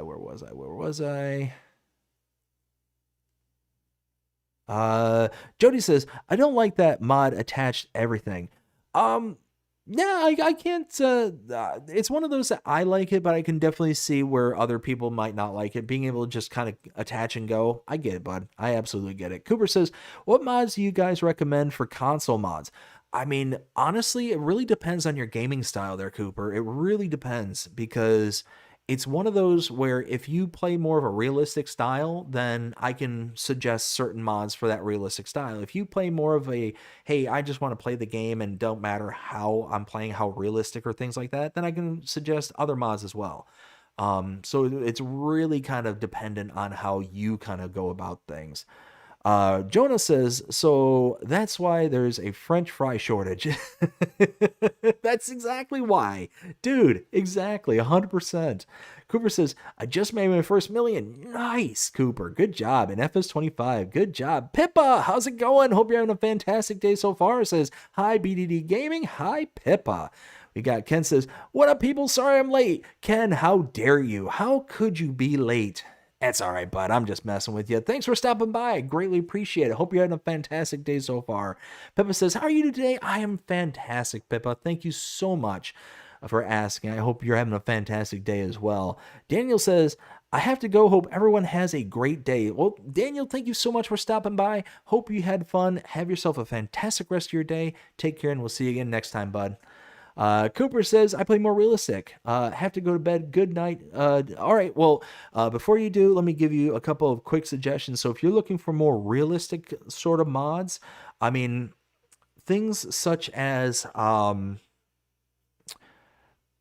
like basic sets of equipment like bale trailers and tractors and things like that. Those are going to be kind of the things that you're going to be like your bread and butter kind of thing. Bale spikes and specific attachment equipments and stuff like that. If you're like a less realistic player, I would suggest things such as the forage loader or the forage, what is it called?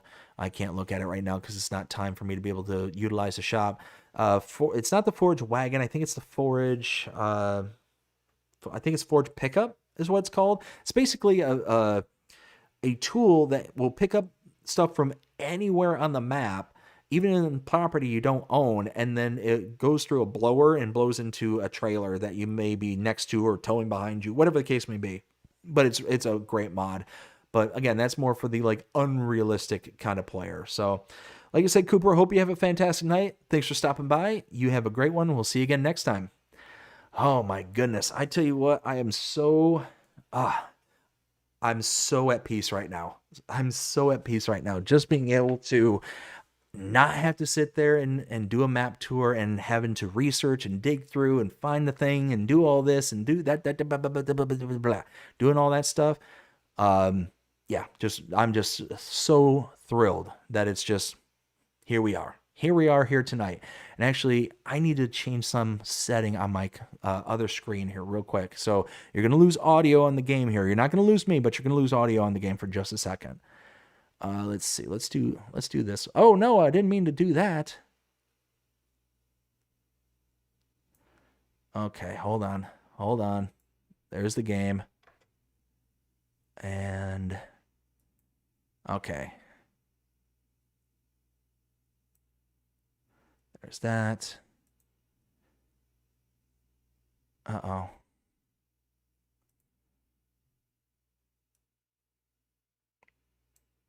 I'm trying to set something up on my screen so I can see multiple things at the same time. Now, good to go with that.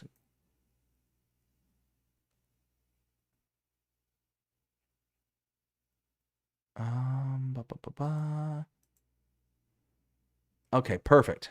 Now we're cooking with gas. All right. So much better. All right. So let's see. Ken says, yep, forge pickup. Yes. Nice. Look at me go. Look at me go. Yeah. So now I finally got that back up and running. So that's good. That's good. Yes. All right. Perfect. So yeah, no, workers are just going to sit here and chug away. Missing bits here and there as AI workers tend to do.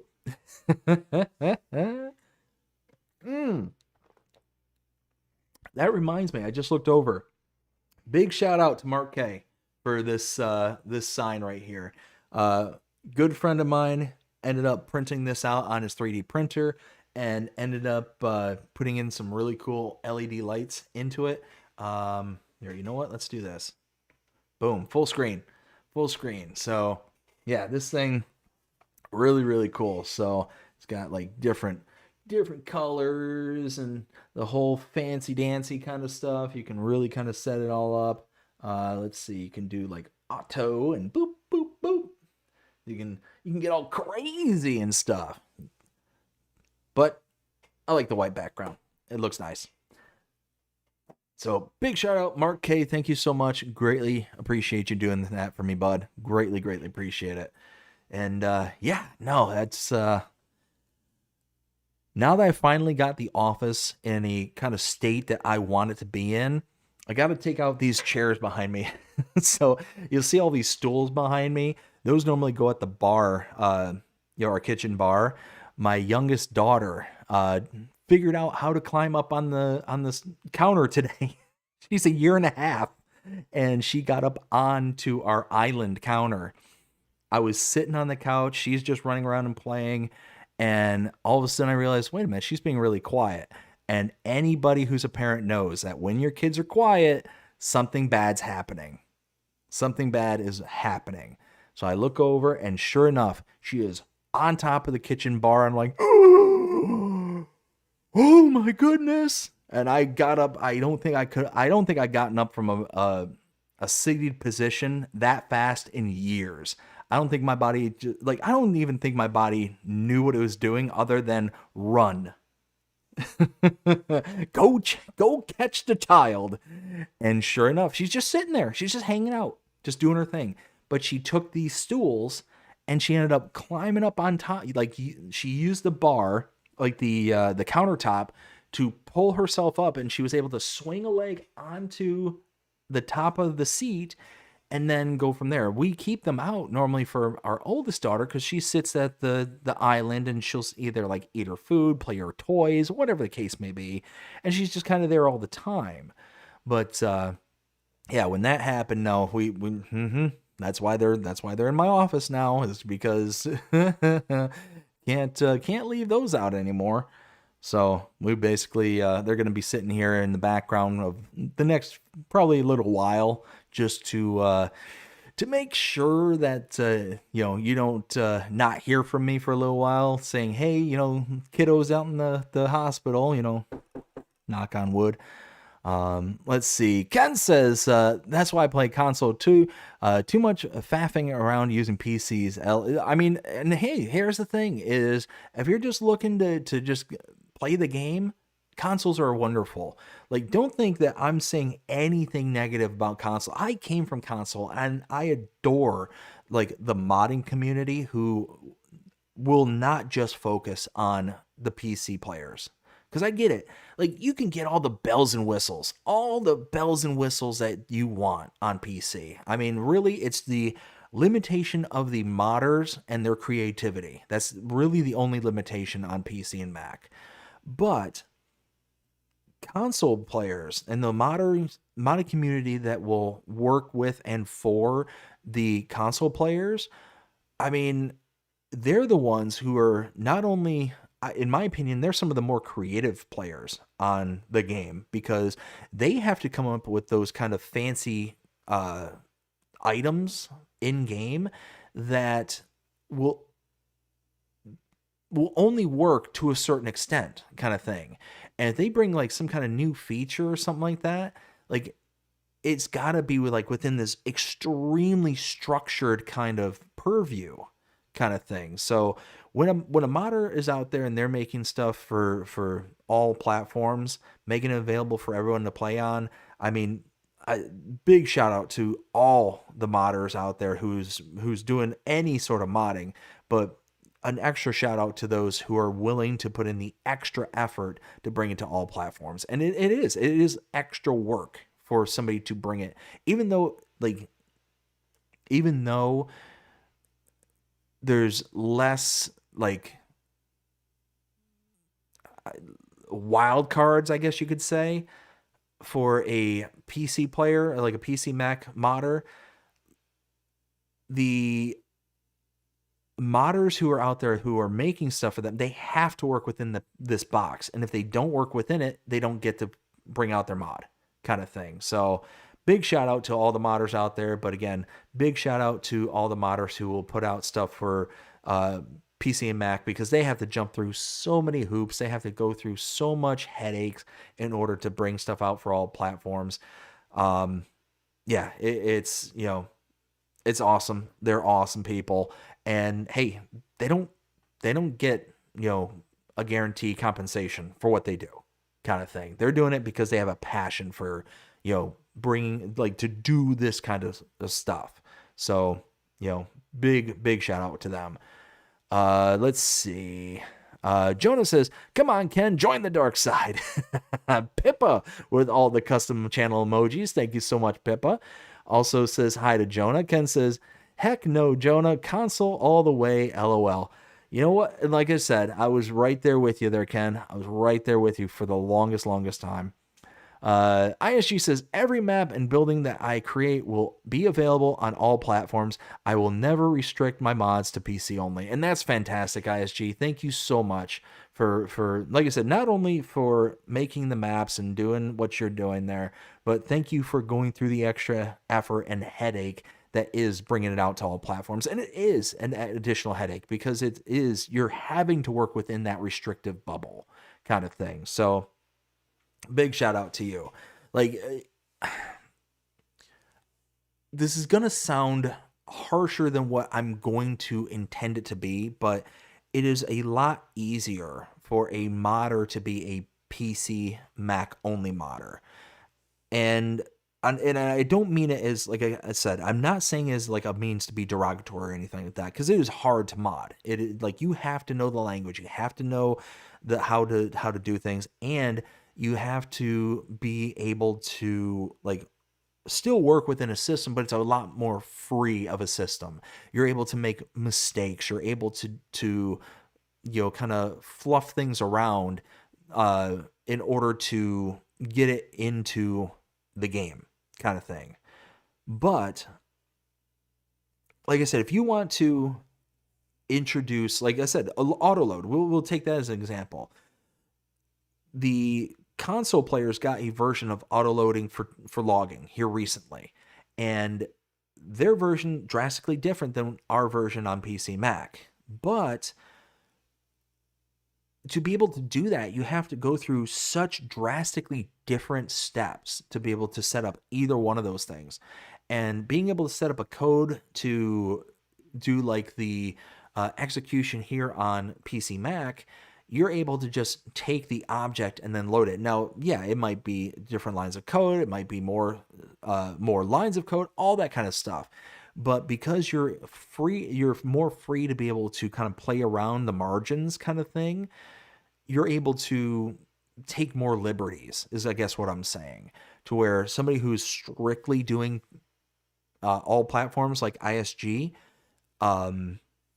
yeah, you're having to work within this box. And because you're working within this box, you're having to come up with these very systematic methods of being able to have the same thing that's available on PC and Mac that would be on consoles kind of thing. And you're having to come up with more creative methods. You know what? Dust Bunny ended up saying something a while ago, and it really has stuck with me for the longest time, and to this day it still does, is that she really likes and enjoys watching creators on consoles. At least I think it was Dust Bunny. And if Dust Bunny, if you end up hearing this and I'm wrong, it wasn't you, then I apologize, but I'm pretty sure it was.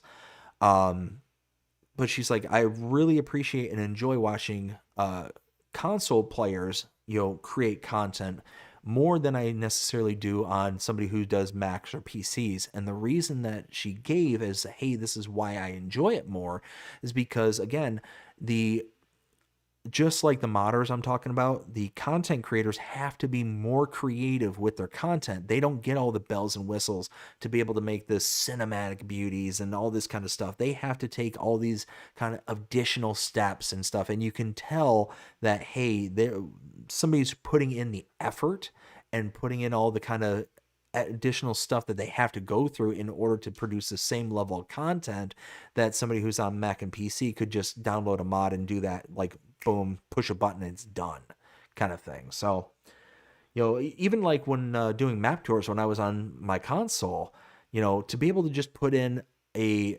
bucket of money, you had to place down all the placeable signs and be able to then fast forward in time, build up your nest egg. And then once you did, you either had to take out all those signs or you could just put them in a place that was out of view of the actual map. So like people didn't see a whole like forest of government subsidy signs.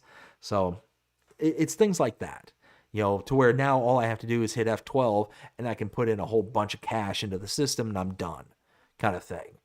I just push 9999999, repeatedly until it bogs out, and then I hit enter, and there's my cash.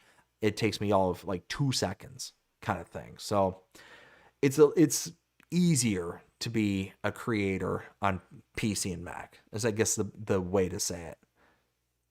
Let's see. Let's see. Jonah says, Pippa. And also, by the way, since it's been a while, don't forget shout outs. Oh, yeah. No, I'm definitely going to be giving the shout outs. And actually, what time is it now? It is 11:15. So, yeah, definitely going to do that. Pippa says, how are you today, Jonah? And Ken says, and snapshots, if any. Unfortunately, I don't have any right now.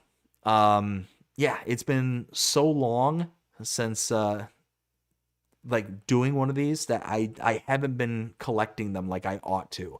But that reminds me, if you want to share screenshots of your farm, of the work that you're doing, or anything along those lines, feel free to send it in to me and I will share it here live during the streams. It doesn't matter who you are. If you've got like something you want to show off on your farm, I'll display it and I'll send it. I'll display it here and show it off on the channel. So go ahead and send it to me on any of my socials. They're all listed down below. You know, Instagram, Facebook, X, Discord, any one of those. Go ahead and hit me up on any of them and we can go from there. And while I'm thinking of it, you know what, Jonah? You ask, you shall receive. Let's get into the shout outs. So got to get into the channel member shout outs. Let's spin this around real quick. Gonna lose the audio again real quick. So let's do this and that. Okay, so boop. And change that to this. Perfect. All right, so going to start out with our Tier 3 channel members. So we got Rail Fanning Jonah and Pippa Thompson. Thank all of you so much for being Tier 3 channel members. Greatly appreciate every single one of you. And going on to our Tier 2 channel members. Let's change that. Go to current level, Tier 2.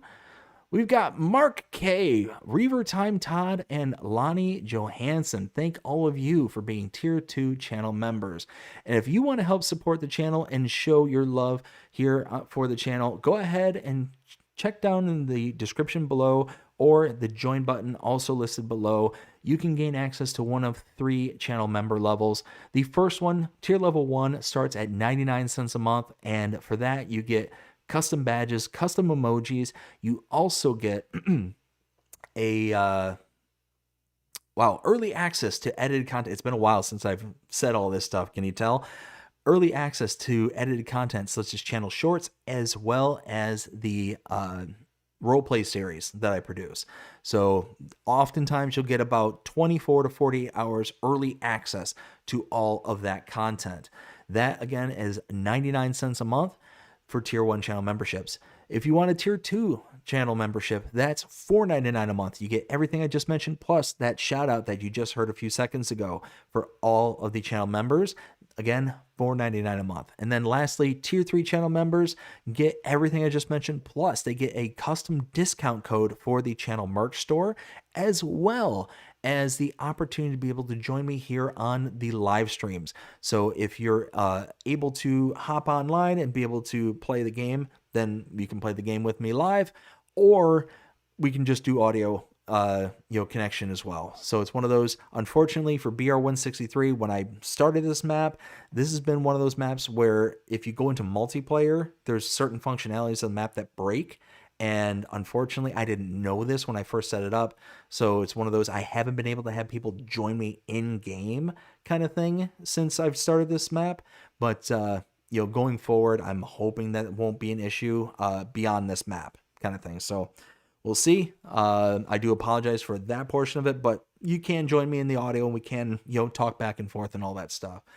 But yeah, that's $9.99 a month. So again, thank you all so very, very much for that. I also want to give a big shout out to all the subscribers here to the channel. Right now, we're currently sitting at 3,714 subscribers to the channel. I want to thank each and every one of you, because without you, I'm just some random schmo just talking into the ether.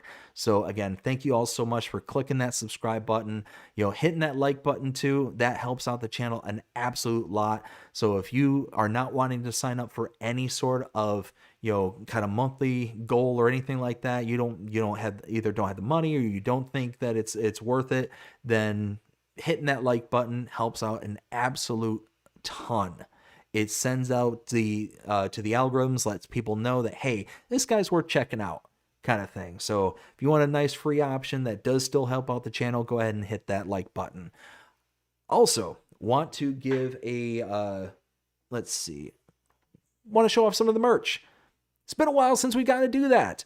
So we've got bddgaming.creator/spring.com, and there we've got t-shirts, hats, beanies, we've got sweaters, we've got a whole bunch of stuff.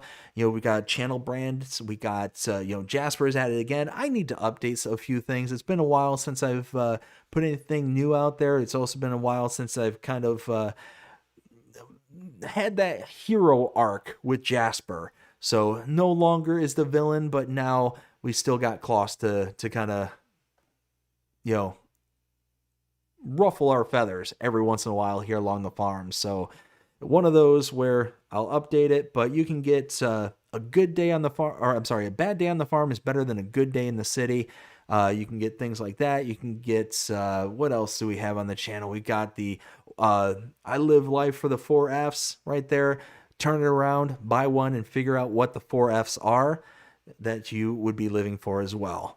Yeah, who has time for that? I got some farming to do. Big shout out to Ken Adlam. Ken, I haven't forgotten about you about that. I'm still trying to figure out the logistics of how to order it my side to get it to you, your side. So I have not forgotten about you on that.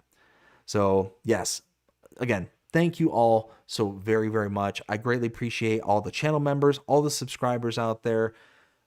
Just some farm sim love that we have here in game, and greatly appreciate every single one of you who join in on the stream, who just makes the channel worth doing, kind of thing. And you really are. All of you really kind of make this like such an amazing experience. Let's see. We got where did I leave off? I think I left off with Ken saying, BDD, I sent at least 2 to 3 snapshots over the last couple of months. No, and you absolutely have. You absolutely have. But one of those that, because I haven't had the show going on, I didn't save them, kind of thing. I looked at them and I thought they were really cool, but I didn't download them. I didn't save them. So I do apologize for that. But going forward, now that hopefully we're back to a more even keel on being able to do live streams and all that stuff, hopefully we'll be good to go to be able to continue doing all that stuff. Bad Pumpkin, how's it going? Hope you're having a fantastic day so far. It says, hey buddy, lurking a while, Tarkover. I don't know what that means. But lurking, hey, appreciate you stopping in. Hope you're having a fantastic day so far. Samuel says, bye BDD, see you all next time. Take time, y'all. All right, Samuel, you have a fantastic rest of your day. You take care, and we'll see you again next time. Benji says, hey to Ken, and hello to Bad Pumpkin. Got Ken saying hey to Benji. Double DCP says hi. Double, how you doing? Hope you're having a fantastic day so far. Jonah says the t-shirt holds off the weather. That is not something I will claim as true or false, but according to Jonah, he bought a shirt from the channel and he went out on the water, ended up having a few close calls when it came to the whole oh hey, my controller turned off. Had a few close calls with the weather, so he ended up wearing the gonna have a good day t-shirt, and according to him, it hit everywhere else but where he was there on the lake. So yeah, he claims that it's got some kind of magical powers to hold off weather. For legal purposes, I will not make that claim, but I won't prevent others from making it. All right, there we go. So that's all good. Ooh, let's do a fertilizing contract. Let's do that. fire that up. Let's see. Bad Pumpkin says, hey CS, and Pippa says, go Team BDD Gaming. That's right, Team BDD. Love it. Love it, love it. Like I said, I've got to go through and I've got to update some of the merch there to no longer claim that Jasper is the antagonist. Let's back up a little bit. Why? Am I in lime? Is this lime? That might be lime. Is this the fertilizer? Yeah, it was lime. Big goofball. All right, where's this field at? Oh, right next door. Okay. Easy peasy. Got the big old Fent. Love it. Love it, love it, love it. All right. So let's pull out here. Avoid that massive pothole in the road.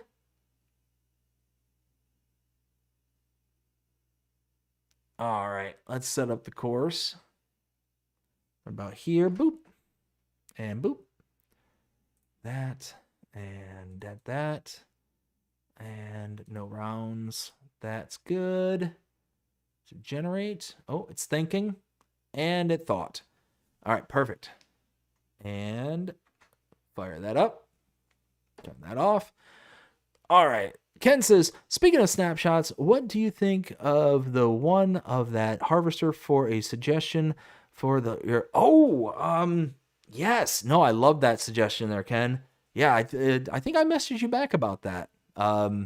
Wait, what? What? What's happening?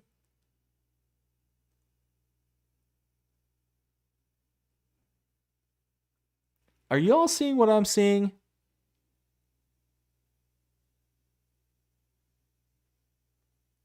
I don't know if this is actually working or not.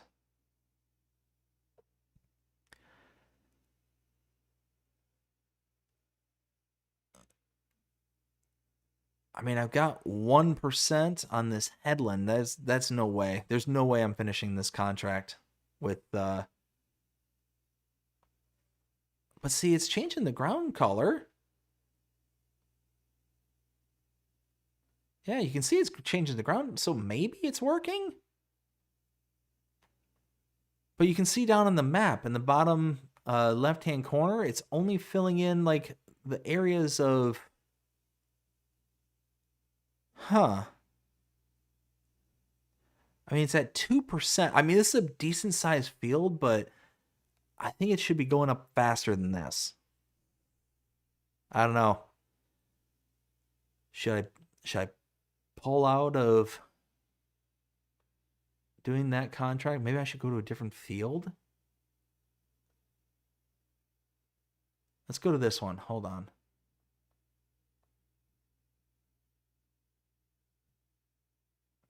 Ooh, sugarcane field.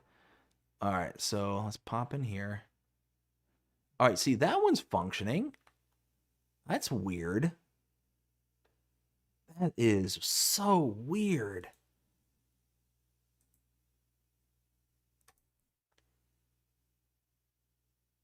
All right, well, let's see. Maybe it's something to do with the course play? Huh.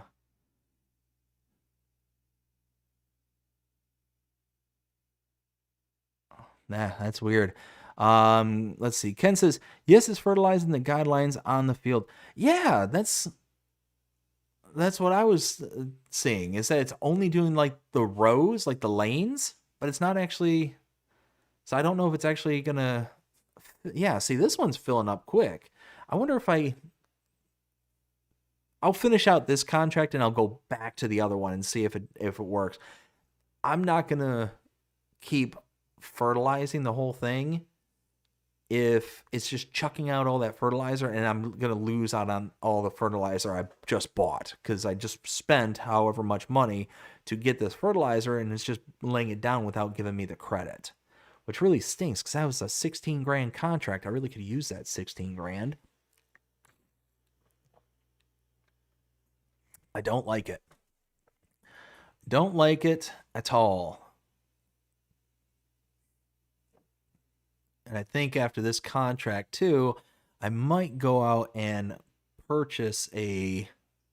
Do I have? Do I have a liquids tanker? No, I don't. So I might purchase a liquid tanker. I'll grab the truck, get a liquids tanker, and then I might sell because I've got a couple of production points at the farm. I got that fertilizer mixer and a herbicide mixer. I might sell that stuff. Can I sell this? Is there a sell point for this? Fertilizer and liquid or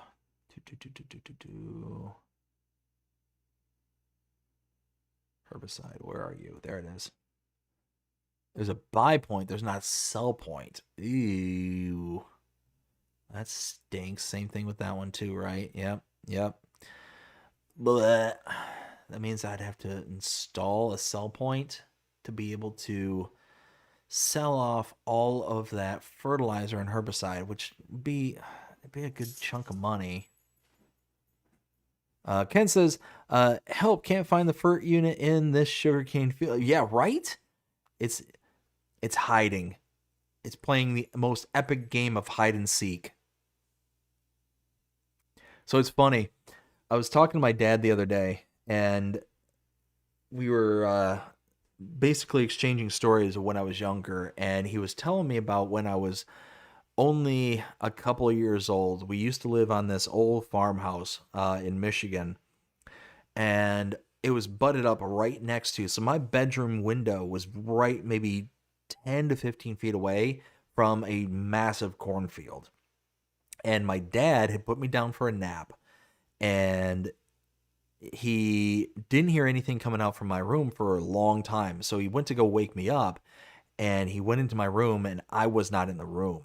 So I had woken up at some point. I had gotten out of my crib and went to the window and pushed out the window, like the screen in the window. And I guess the window was up maybe about 8 to 10 feet off the ground because there was a basement in this old farmhouse. And I had jumped out of that window onto the ground, and I was just running around outside and playing, kind of thing. Well, when my dad discovered this, his immediate thought is, oh my goodness, he's out in the cornfield. He's out in the cornfield. I don't know how to find him. I don't know where he's at. And he's just instant panic mode. As a father now, I can completely understand where he would be panicked. And I guess eventually I turned up. I came around a corner after I heard him yelling, kind of thing. But after a little while, I was just kind of sitting there and just playing with him, kind of thing, as I was just hearing him shout and shout and shout and wasn't responding. And then all of a sudden I come around, hi, Daddy. And he wanted to hold me and kill me at the same time, is how he said it. And yeah, I could totally see, having that kind of reaction. It's like, yeah, I want to hold, love, and I want to strangle you at the same time for putting me through all those emotions. Oh my goodness. Ooh, you know what? I'm going to go turn on the fan. I'll be right back. I'm going to turn on the ceiling fan.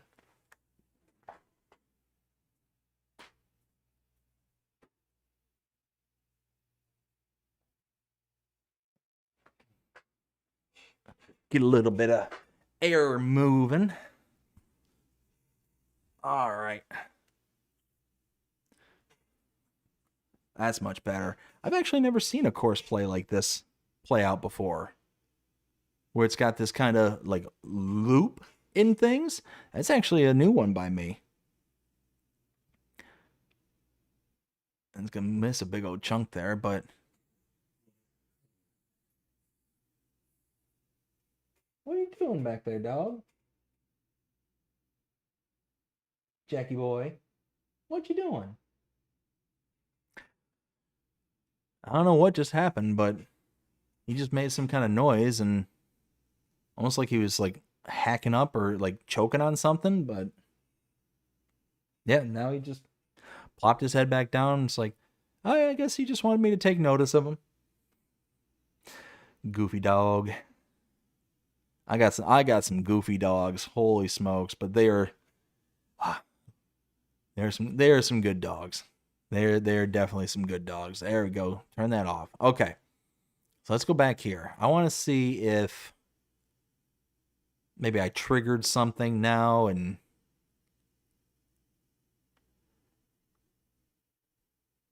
yeah, no, it's only I mean, you can clearly see I'm affecting the ground that this is on, but it's only taking into account those not tram lines, whatever those wow, I'm blanking on what that's actually called. All right, I'm just going to stop. All right. Well, I guess I can go and drop this off at the shop here. And I guess whenever I need to fill up next time, at least I got 6,000 liters I don't have to buy already. I can just leave it there. I guess. That's weird. That is so weird. I don't know why I did that. Every once in a while, you see those really kind of goofy things. Like, I normally see that kind of goofy stuff with, like, weeding contracts. That's what I really see it the most, is, like, some reason a weeding contract doesn't, like, function properly. All right, let's... Right about here. Boop, boop, boop. All right, cool. That... Of course, I bought all that fertilizer and I'm out $259, of course. Oh, well. All right, cool. So, oh, you know what I could have done? That was really actually kind of stupid. Had I left the fertilizer in there, I would have gotten paid for it. Tram lines. It was tram lines. Okay. Nice. Thank you, Ken. I appreciate that. Okay. I want to install a sell point. I want to be able to sell all the things. All the things. But where can I install it? Ooh. What if I put it right here?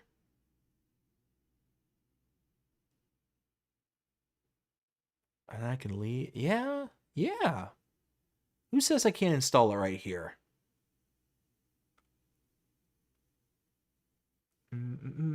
Or you know what I could do? I could install the agricultural fair. It's 25 grand for that, but it is a much nicer looking sell point. But where could I put it? Is there a place that might look kind of natural for it? That'd be, huh? All right, we're gonna explore. But you know what? I don't know. I mean, that's actually not a bad spot for it.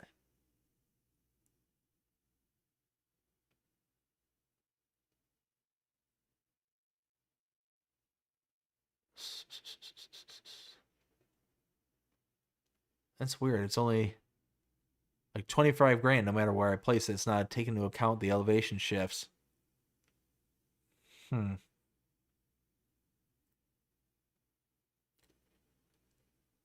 mean, at least here, it's kind of its own little thing. You know what? All right, here, let's get a little bit more precision with the mouse.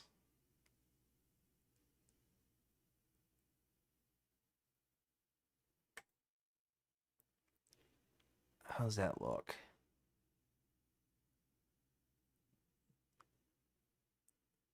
Oh, look at that. Kind of buried on this end. All right, hold on. Oh, come on. Why won't you delete? Delete, delete, delete, delete. Why will you not delete? Why won't you delete? Delete. I want you to delete. Oh, that's annoying. That's really... Why aren't you deleting? Why? Why?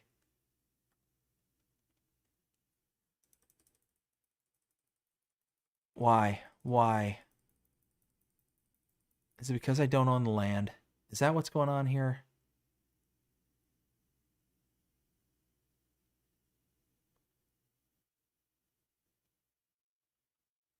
I think that's exactly it. Is because I place it on land I don't own.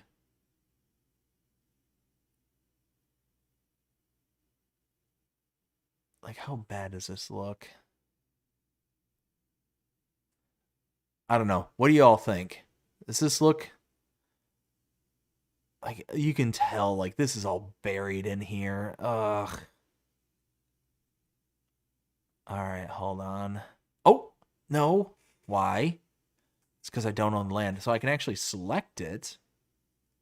Let's see if I back out of it now, I'm going to sell it back for half the price. Ugh. Just ugh. That stinks. Do I have enough money to buy it? Where did I place it? I don't even know where I was. Where was I? I think it was right here, wasn't it?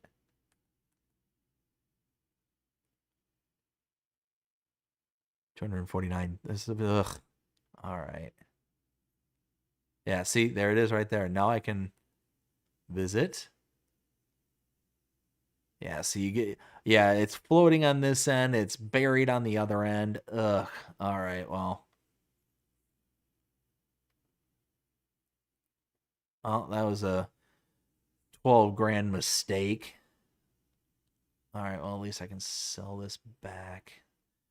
But actually, hold on.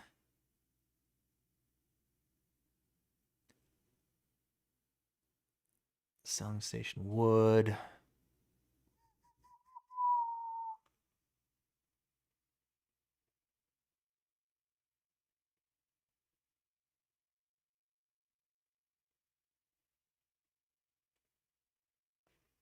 Yeah, it's too.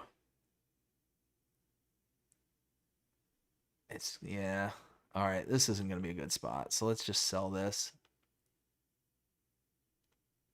Oh, here's a chunk right here. Visit. Now that's flat.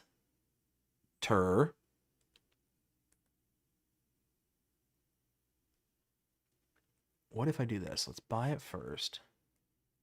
But then will I be able to sell it when I place down the placeable? Ugh.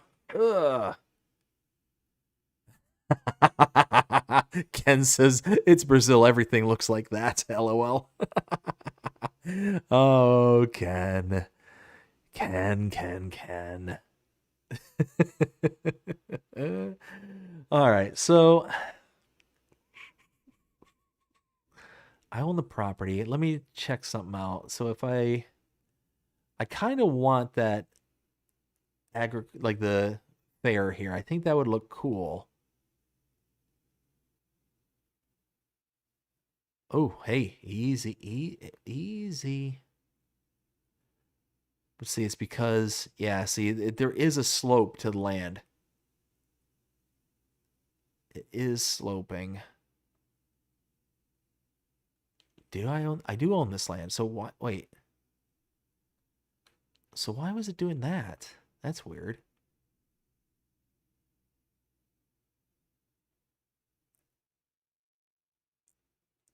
It's saying 25 grand. It's not deforming the ground. It's not giving me a price to deform. Hold on. What is going on here? Now it's giving me a price to deform it.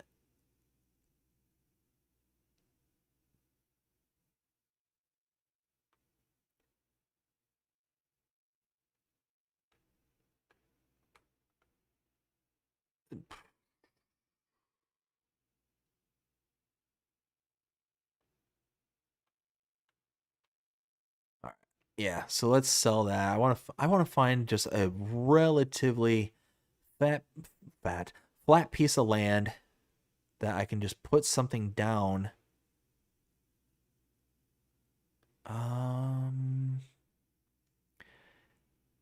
If I were to do like an agriculture fair, someplace like here would make more sense.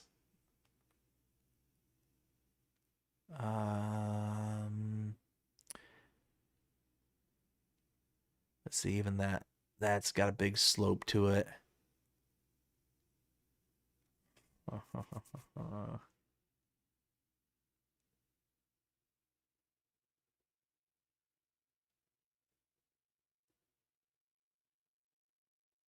the soccer field there.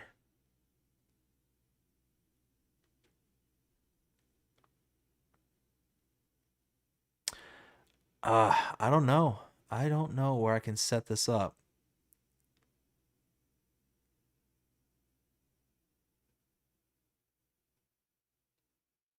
I could just integrate a sell point into one of these areas here, into one of these factory areas. Yeah, I think I'm just going to do that. I'm going to, yeah, visit this. I can just put that, something like that.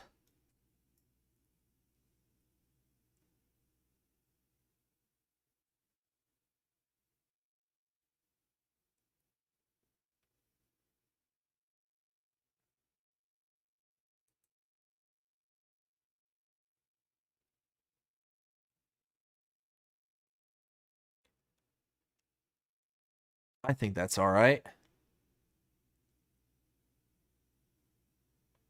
Let's dress up the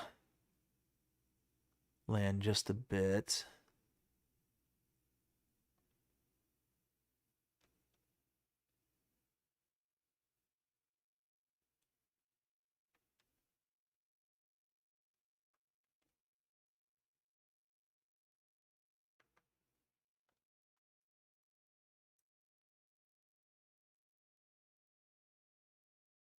There we go.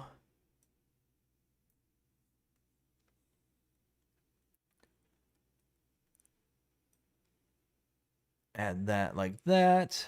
Okay, now back out of that. Looking for that gravel. Is that gravel in here somewhere? Oh, is that it right there? Are you it? Oh, you are it. Yes, thank you. See, and this is why I really like Zero Ito, is they go through all the extra steps to be able to make,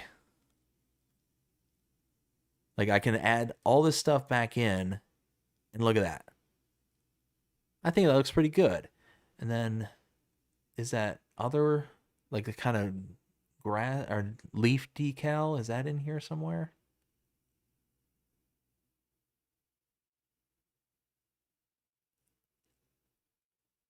I mean, I'm not going to get too nitpicky if it's not. I don't think that was it.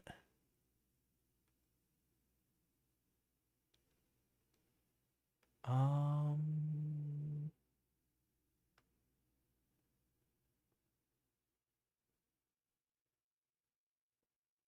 yeah, no, I think that's fine. Close enough. And now if I'm, see, again, truck running. How awesome is that? Zero Ito. BR-163, Zero Ito, great map maker. It's those little things right there that really set maps apart. Look at that. I think that's pretty good. And now, if I go into, nope, wrong window. Where are you? Yeah, this one. Liquid fertilizer, sell point, $2,000. Yes. Yes, yes, yes, YES, yes. Awesome. Same thing with herbicide. $2,500 almost. I mean, yeah, I've got what, 8,000 liters of liquid fertilizer and 9,000 liters of the other one. I can go out, oh, that's a good idea. That's actually a really good idea. Okay, let me, back to the farm.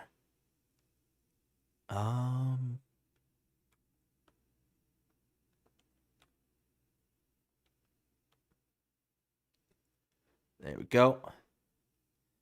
So what I'm going to do, actually, wait, no, I can't use this trailer. No, I need to disconnect from the trailer. But what I can do is I can get that liquids tanker.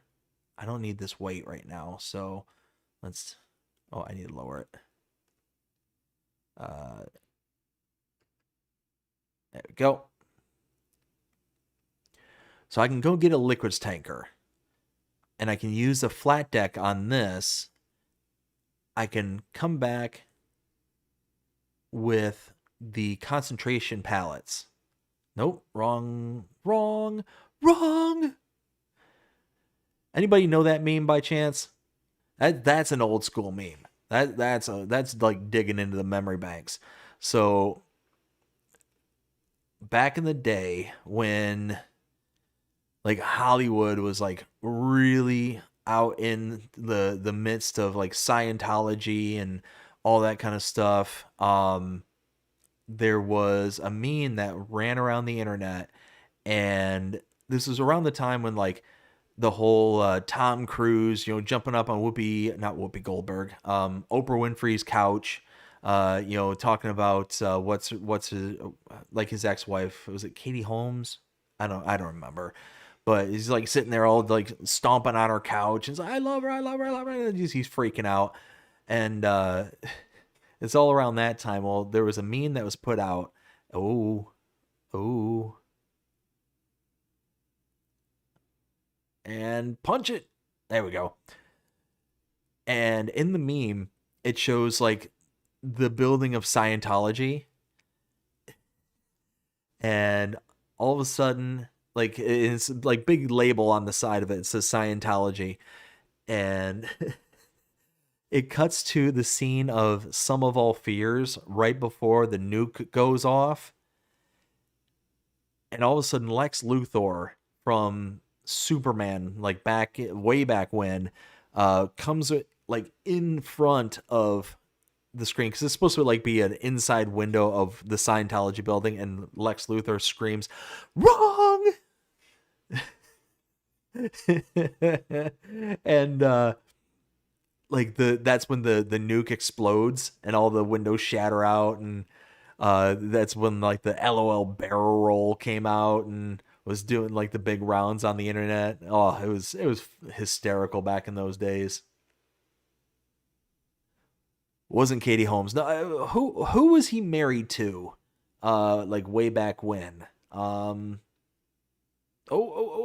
Easy. Like it was.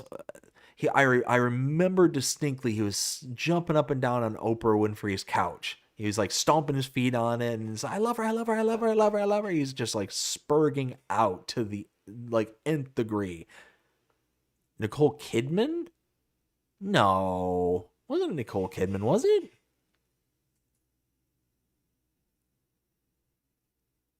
You know what?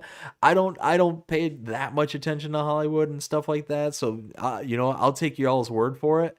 That was Nicole Kidman. I don't know no different. So I'm not going to argue with it. All right. So we want a tanker. We want something. What do we want?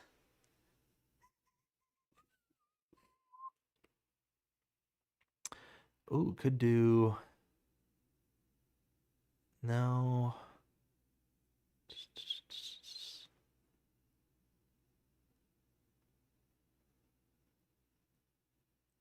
Could do this one. It's 30 grand. 10,000 liters. That would be one trip for each product.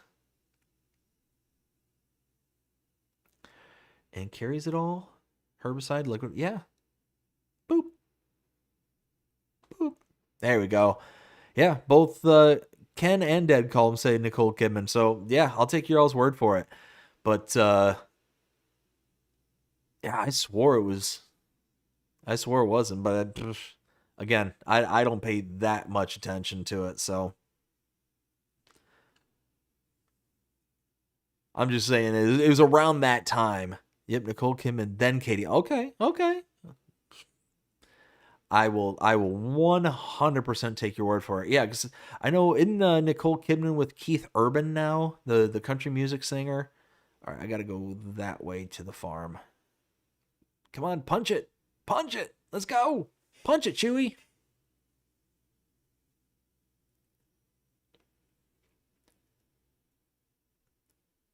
Oh, I want that concentrate. That's what I need to get. Oh, oh, oh. No, don't you dare.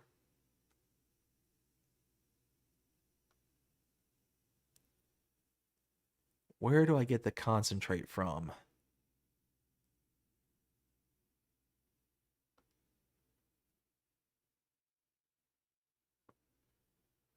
I think. Oh, no. No. No. We're done. We're done. Bob and weave. Stick and move. Stick a fork in them. I'm done. Let's see. I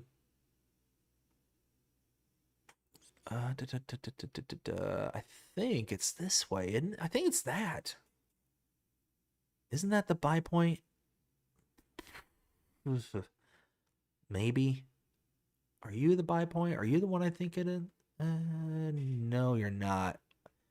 Oh, it's the other one, isn't it? It's oh yeah, I remember now.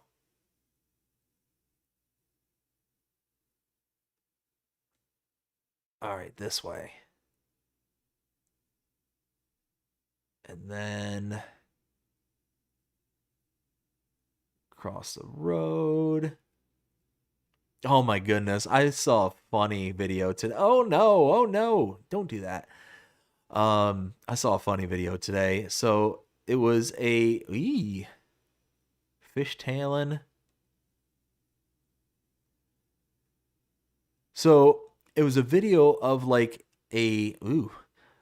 of somebody driving like a simulator, and I think it was like a school bus simulator kind of thing. It was like one of those like big honking units, like the actual like screens all around you. You're like driving for an exam kind of thing.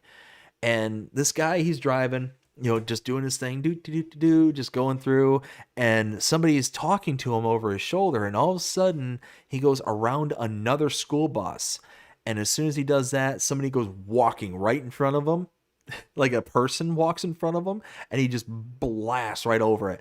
And his first, like, this is what kind of blew my mind, because maybe it's like desensitization or something like that, but he's just sitting there driving along, no worries, no worries, no worries, and all of a sudden, boom, hits the person. He's like, and both of the hands off the wheel, over his mouth, and he's just sitting there like just completely in awe that he just ran over this, person in this simulation. And then the instructor or whoever's sitting there talking to him, he's like, hey, take the wheel, put your hands back on the wheel. It's like, what are you doing? It's like, yeah, you just ran over a machine. Just drive. And the guy's like, okay. He's like, he puts his hand, he's like, do. And then all of a sudden a cop car comes out from, a side street and just goes right in front of him. And, he slows down enough and it's okay. Well, then all of a sudden he goes down a little bit further and somebody makes a U-turn in front of him. And he's, instead of going away from the U-turn, so the U-turn, somebody's like on the side of the road and cuts in front of him to do the U-turn. Instead of him going off to the right, he goes off to the left and smacks right into the side of the car. And it's like, man, you just rolled like a 1 on that charisma die, didn't you? I was laughing pretty hard. Nope, that's not what I wanted. Did it buy it or did it not? It didn't buy it. Okay. So I want, I don't know, maybe, I guess 2 of these. How big are these? Actually, let's start with 1. Oh, it's a full pallet. I forgot about that. 840 liters. How much does this hold? Oh. Oh. Well, 1 pallet it is of each. Concentrated fertilizer. Boom, boom. All right, well, let's do this.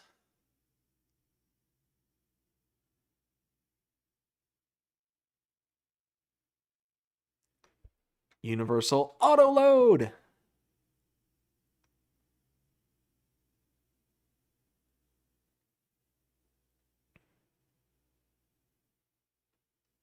All right, now back to the farm. Let's see. Ken says, you haven't got a big enough bank account yet to get the corrupt cops involved. I mean, you might find one or two that work for cheaper. Am I going the right way? Yes, I am. Okay. It's been 2 months. I haven't been on this in 2 months. I don't remember all the ins and outs of this map anymore. It's not like I had a firm grasp on them in the first place, but I mean, come on, cut me some slack. Oh, goodness gracious. All right, let's slow it down because all right, and this is where I completely fall off the ties and just spent $5,000 on nothing.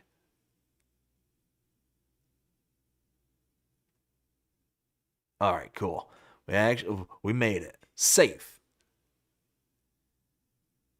So let's see. I ought to get like close to 20 grand for each product, so probably about 40-ish thousand for both products is my guess.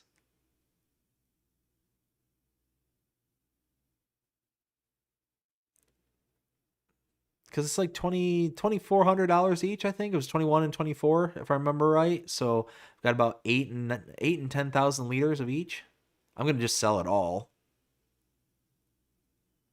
But buying this right off the bat, I can start producing more.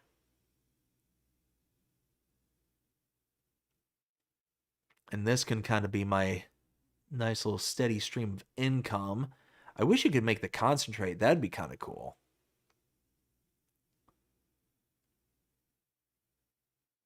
All right. Move, pigs. Get out the way. Get out the way, pigs. Get out the way. And drop that there.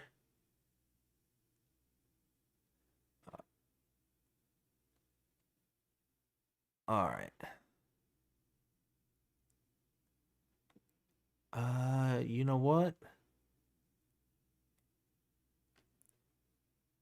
Oh, I don't have forklifts for this thing, do I? Or pallet forks. Do I have pallet forks? Do I? I do. I do have forks. Where are they? Where are you? View on the map. Ah, there you are. Well. All right, well, I guess first things first, let's... Oh, this is going to be a pain in the gluteus maximus.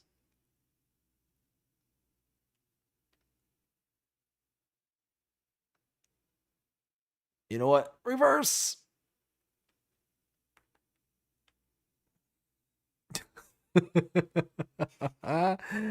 Let's see. It says, Ken says, quick, everyone bets in your... Get your bets in for the return journey across the bridge, LOL. Todd says he lives. I live. I do live. I do. How's it going, Todd? Hope you're having a fantastic day so far. Oh, man. We're finally back here on BR-163. Finally. Oh, I've been grinning for most of the night because it's like I said, 2 months. It's been over 2 months. 2 months and a day since we've been here. And I'm just glad to be back. I'm so glad to be just playing the game, hanging out with everybody here, and just having a good old time. Is that what I said? He's live. Oh, okay. Okay. He's live. He lives. No, he lives. We're just gonna go with that. He's live. He's live. Wow.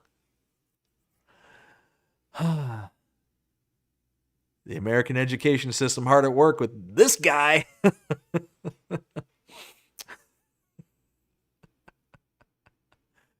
And poor Ken, he's like, place your bets on BDD messing up.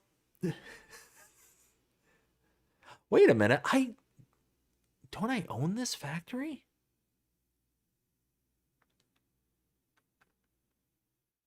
I'm leasing it. It is running. It is making stuff. Okay.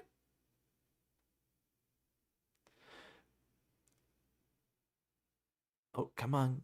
Come on. Let's go. Come on, pull.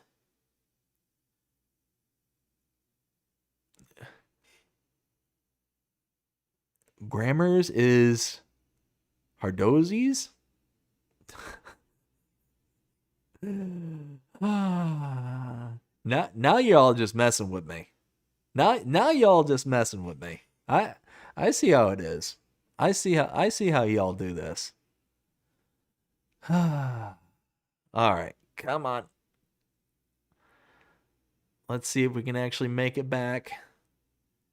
8,000 liters of liquid fertilizer to go sell. Please don't go in the water. Please. Oh, hey. I don't know if y'all saw that. There's a fence right there. Come on, Mercedes. Pull.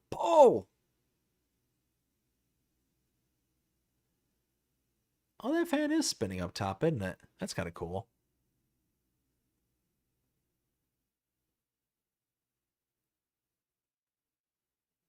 You know what? I want little air conditioning units like that on my vehicle. I don't want it like integrated into the blower system. I want its own thing. Big old knob right on top of the roof of my truck, or on the top of the roof of my car. That's what I want.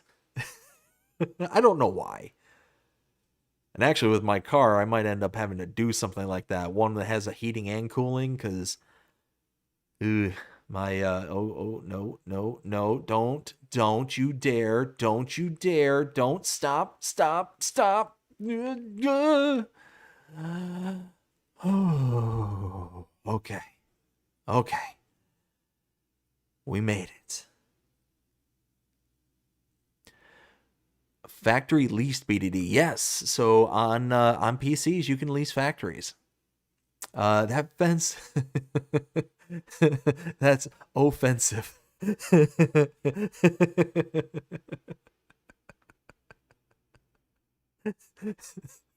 Todd, that joke was offensive. But I loved it nonetheless. Oh my goodness. It's been a long time. It's been way too long. Finally, things are starting to settle out to where, maps and mods and stuff aren't slinging around every 2 seconds. Can finally hopefully get back onto a more stable timing with doing lives and stuff.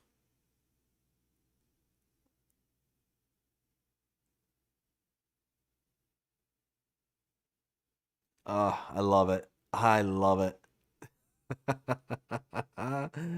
All right, so I placed the sell point in here.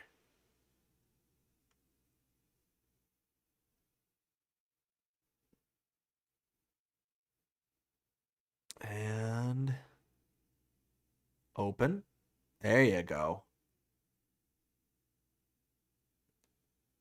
Let's see. Ken says, "Oh darn, nobody won." Yet. There's still another opportunity there, Ken. Don't forget, there's actually 3 more. All right, so let's pull through.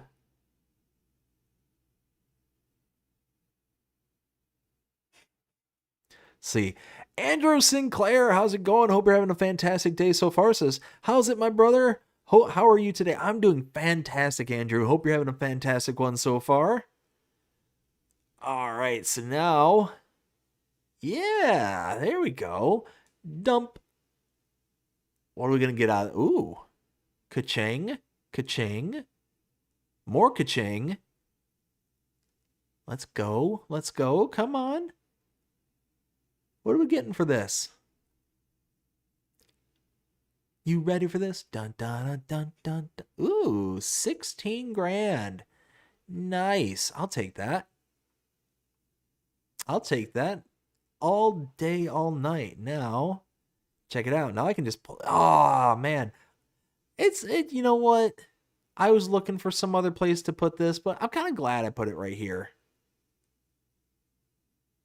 Yeah, I'm actually glad I put it there. Let's see. Can you send me an invite on Farming Simulator? So right now this isn't multiplayer. Unfortunately, and why? Why do I got to be right on top of that for it to open? Unfortunately, I can't do multiplayer on this one because where I put my starting farm, it's crosses that bridge, the log bridge, and there's no collisions when you're on multiplayer. So unfortunately, I can't do multiplayer on this particular map. I do apologize. There we go.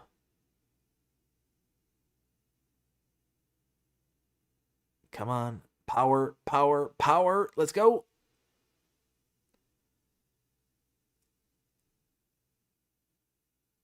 And let's get this back over the farm. We'll pick up the herbicide next. And then this way. All right, here we go. Put the hammer down. Let's go. Let's go. Let's see. Ken says, keep doing that. Cop will... that cop will take notice. Yeah, right? Then I will have to come up with some extra money.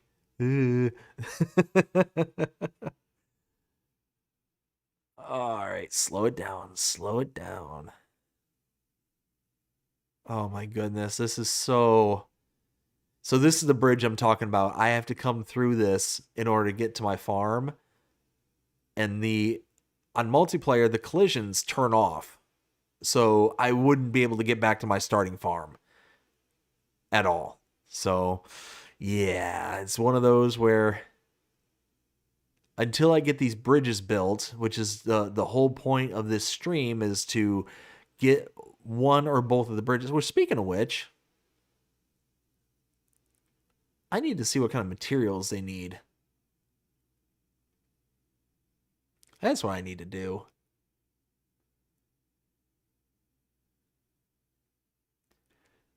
So I'm just a Yahoo that's cutting through the sawmill every time, but I am leasing this out, so I kind of own the place. And there we go. Oh man, now getting this back in where the herbicide production is, that's going to be... Actually...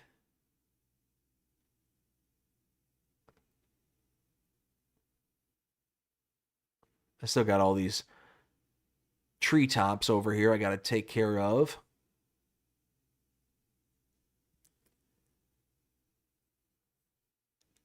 I need to go hook up to the pallet fork, move over both the liquid fertilizer concentrate and the herbicide concentrate. And then once I hook up to those, I can at least start producing some of that stuff again. Let's see. There's those forks. Ugh. It's been so long I forgot that I had these here. Ridiculous. Absolutely ridiculous. All right, cool. So wait. Oh, that's right, because it's a tool, like you don't connect it the same way. There we go. So this is the liquid fertilizer one. So this...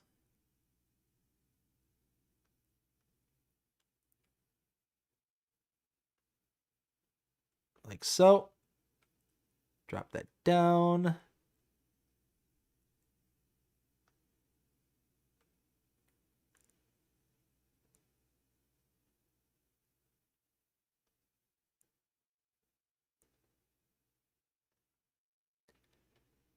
And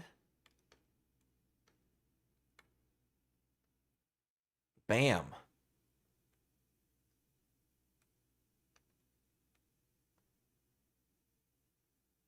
There, so that is now full.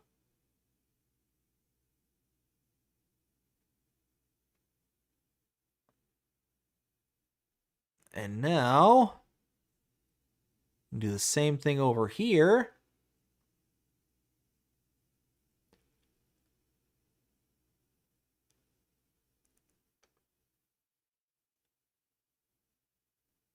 Like so. And this has water. So boop and boop. Both of these have water. Nice. All right, so. Oh, you know what? There's more fertilizer right there. I could sell that off. I did pay for this, but means I'm doing the same thing with the production site here. Or wait, did I just use that from... See, that's the problem. Being so long since the last time I've been on this, I don't know where that product came from. Is that another fertilizer tank? Is that... Or is that part of the... What are you? Liquid fertilizer. Yeah, 378. I could have took that with me too. Darn it. Oh, well. Oh, well.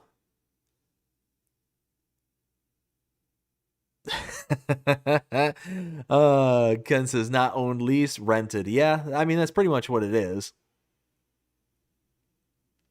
I can't see.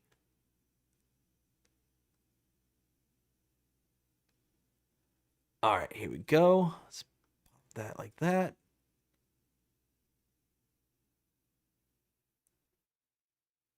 This is going to fill up the tanker. I'm going to have way too much.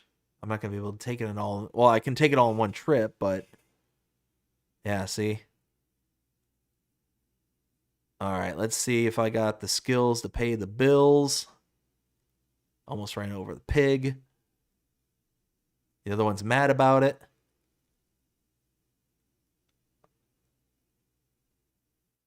Nope. Nope. Wrong way. Wrong way. Get out of the way, pig. I'll run you over. I don't care. Not my pig anyways. All right. You know what?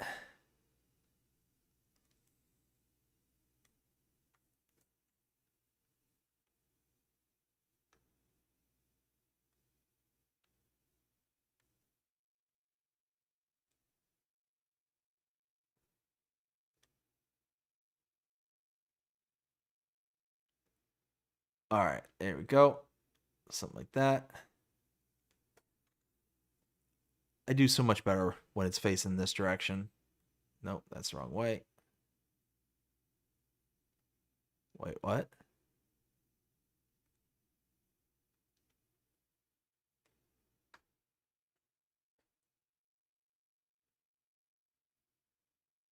What is going on here?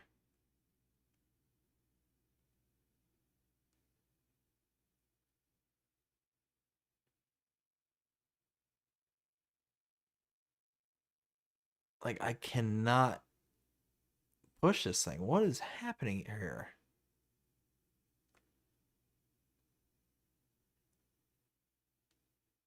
Really? That's what we're going to do?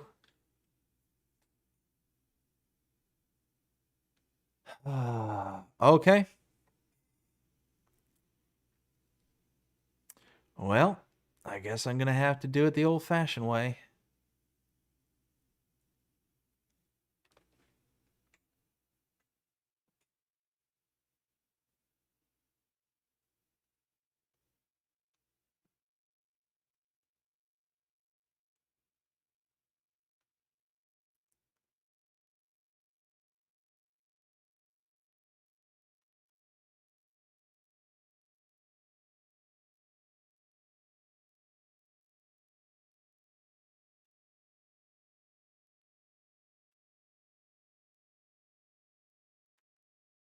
And there we go. Just like that. Let's see. Where was I? ISG says trailer axle blocker would have made it easier. Right? Does this have a blocker? I don't think it does.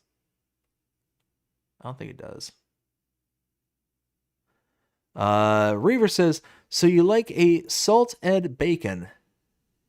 Salted bacon. Todd, you're in rare form there tonight. I'm loving all the jokes. Love it. Let's see. Ken says, poo burning rubber. Oh my goodness. Oh, I miss this. I miss this a lot. All right. Now, let's go ahead and pull back out of here.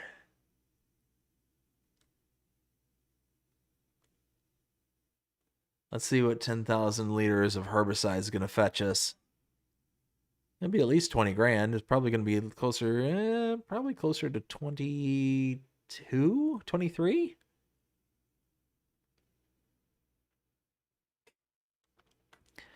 And we're making more. Wait, what? What? Where'd all the water go? Didn't it have water in it? What are the cycles on this? 5,000 liters of water. Oh.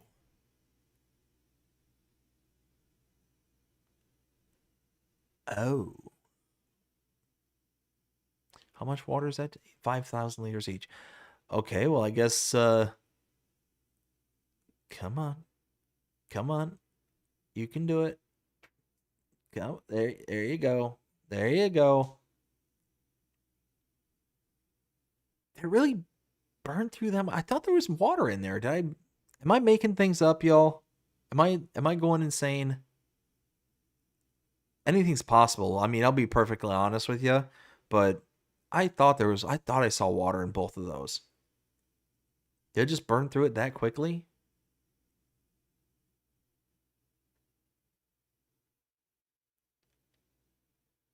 Oh, this tanker is not conducive for this freaking for the what?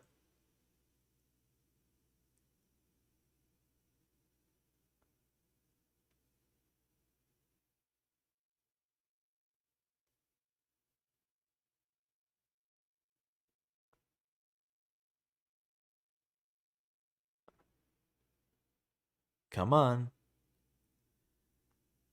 Come on. There we go. Oh my goodness. What is Chat? How's it going? Hope you're having a fantastic day so far. Says, yes, you were insane, LOL. I mean, at this point in the game, Chat, anything's possible. Like, anything's possible. Maybe it's one of those where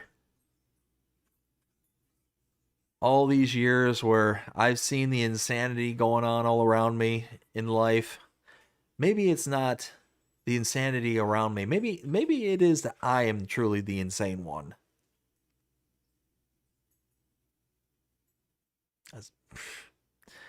Who knows?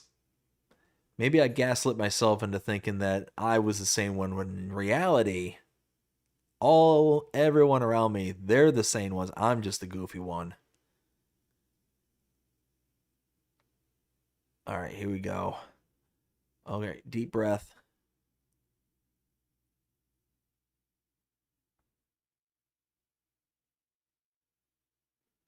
And, oh, breathe. Breathe. There we go. ISG says, can neither confirm or deny your insanity. I mean, fair enough. Fair enough. I mean, a few hour conversation here and there, plus, interactions here online. I mean, you don't know what goes on behind the scene in my life. I mean, who knows? Anything is possible. Oh my goodness. All right, so let's get this sold off. Figure out what 10,000 liters of herbicide is going to get us. Are there any other good contracts out there?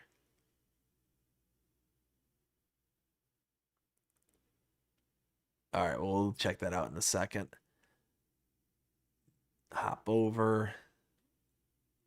All right, well, at least now we're able to... No. Every time I see that now, it's one of those... like, I just see that video and just how that person reacted to running over, like, just a simulation, like the simulated person in the game, and them just throwing their hands up, just like just, and they were just absolutely just beside themselves that they did it. It's like, all right, calm down. It's not a real person. It's a simulator.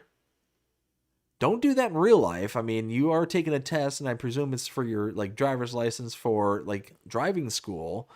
You know, you might be driving a bus or something like that, and you just ran over like some small child. But just don't do it in real life. That's the important part. Have that kind of reaction if you were to do that in real life. But just let's avoid that scenario. Oh my goodness. All right, so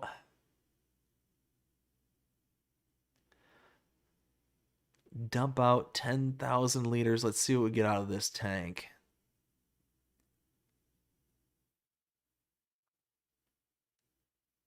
Bam.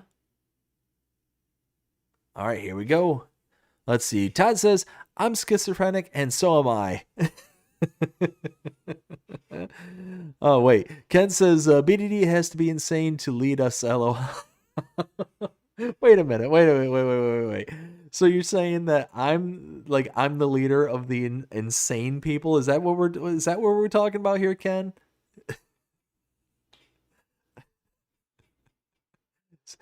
So are you? Hey, $24,197. Nice. 25 grand when all things are said and done, including the bonus. I'll take that. So now I just need to get water.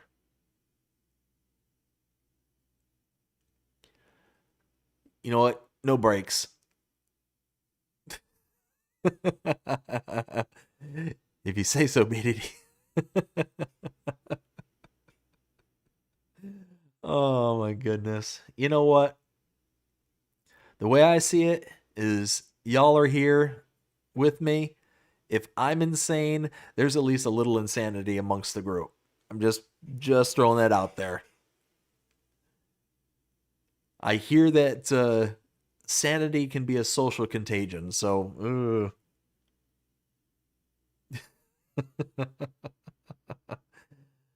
all right. Let's get back to the farm. Let's fill up with water. Did I have a water buy point at the farm? Oh my goodness. Nah. Turn. Ah.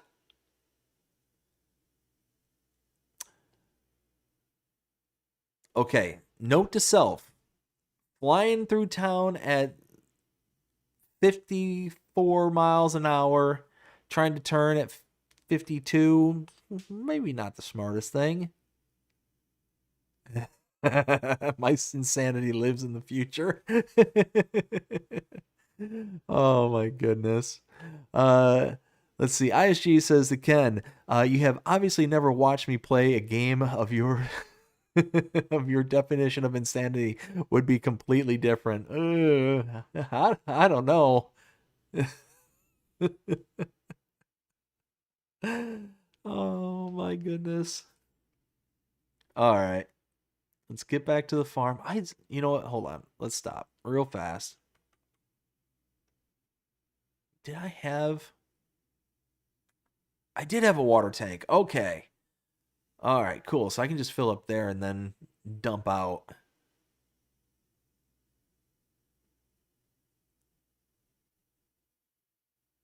There we go.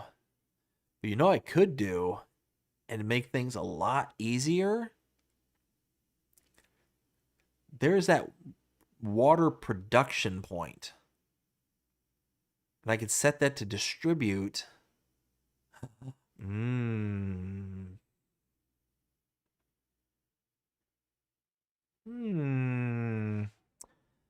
Maybe I'll do that. Then it's one less thing I have to worry about. Oh, hey, now bumps, bob and weave. There we go. Okay. So now let's go back to the farm. Do I want a water production point?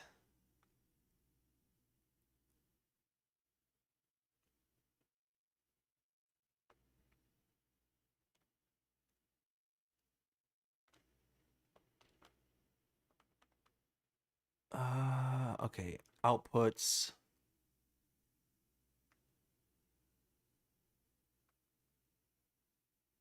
Water is an output. Electricity into water.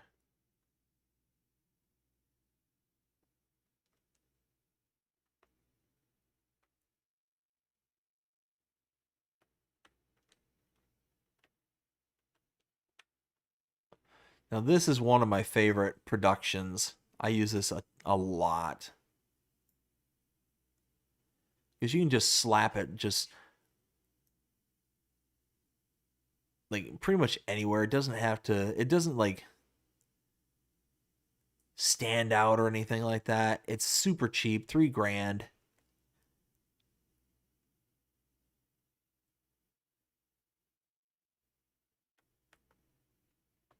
You can turn it on, set it to distribute, and then it's just going to sit there and chug, chug, chug away. And once we hit the top of the next hour, it's going to fill up into the various other water inputs. Let's see. Ken says, "Oh wait, those logs on the bridge, they don't roll like they used to." Oh wait, those logs on the bridge don't roll like they used to. To where the so where's the fun? Well, the fun is being able to play the game without having to lose all the money from my equipment. I mean, that's fun for me. All right, let's do this. All right. Go here. Click on that.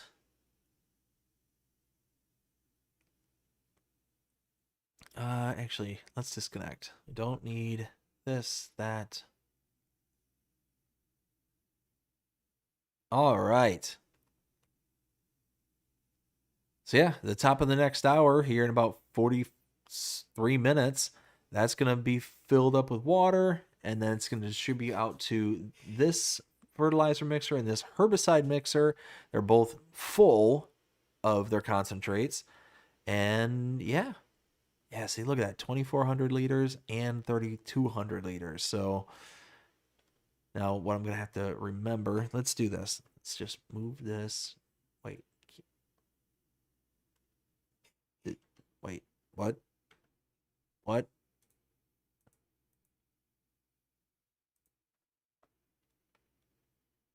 Let's move you here. Boop.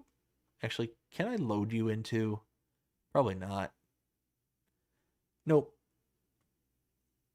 Darn it. I was hoping I'd load it into the production point itself, but you can't do that. That's fine. Not a big deal. But I'll put that there so at least I know, like, hey, this is there for you to take next time. Wow, that's something's going on with that. Hi, pig. All right, well, I mean, we got a fair bit done. We got a few contracts taken care of. Got over $319,000 at the moment. Yeah, I mean, I didn't notice any decent contracts that would really kind of like, hey, you got to do these now kind of thing. Harvesting.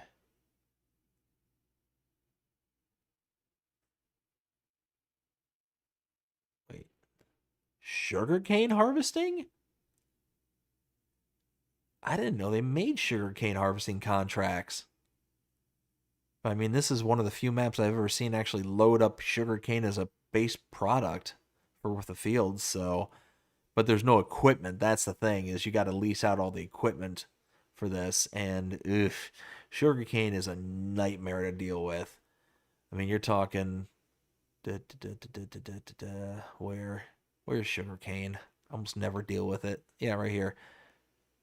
Load up either this harvester here. What do you got to lease that for? No, 18 grand just for that. What was the... You're going to lease it for 18 grand, but you're only going to get 15 grand, not even in the contract itself. What? You do get to keep 61,000 liters, though, and if you sell sugarcane at 61,000 liters, where do you got to take that to? Take it to the sugar mill, which, what do you get paid out?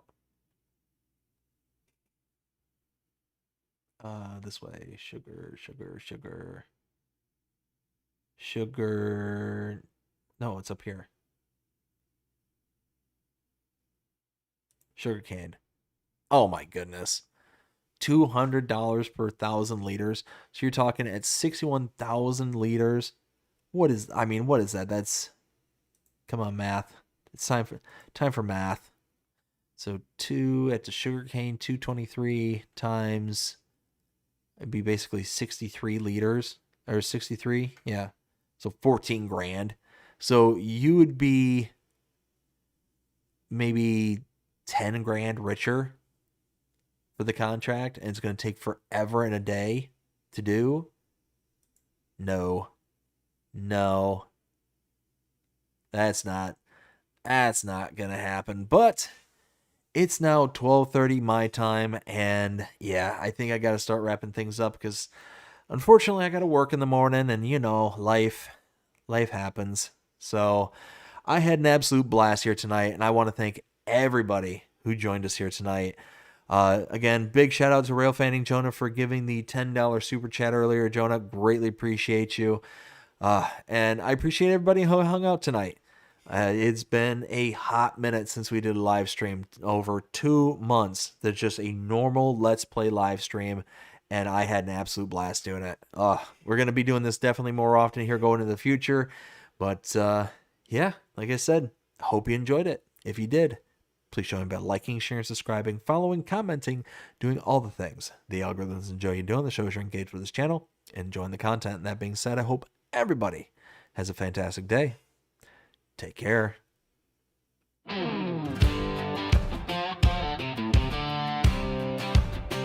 Pull up a chair with BDD. Let's play live. Let's play live. Yeah. Kick off the cam. Pull up a chair, y'all come gather round from everywhere. He's got stories to tell and games to play. Living life one stream one day. He's talking highs and lows and in between. The real life bitch you ain't never seen. It's more than games, it's how we vibe. This is BDD and Let's Play Live. So let's play live. Come on in tonight. Roll with the good times, keep it feeling right.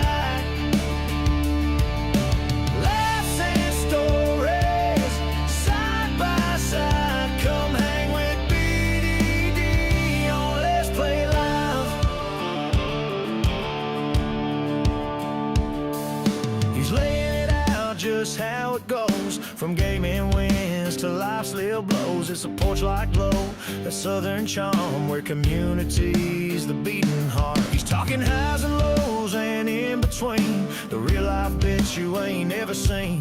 It's more than games, it's how we vibe. This is BDD and Let's Play Live. So let's play live. Come on in tonight. Roll with the good times, keep it feeling.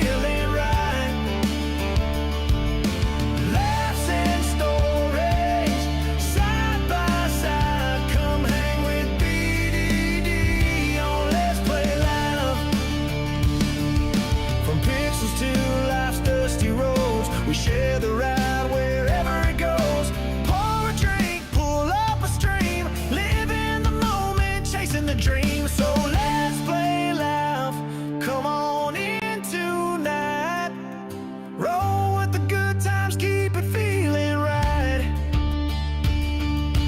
Let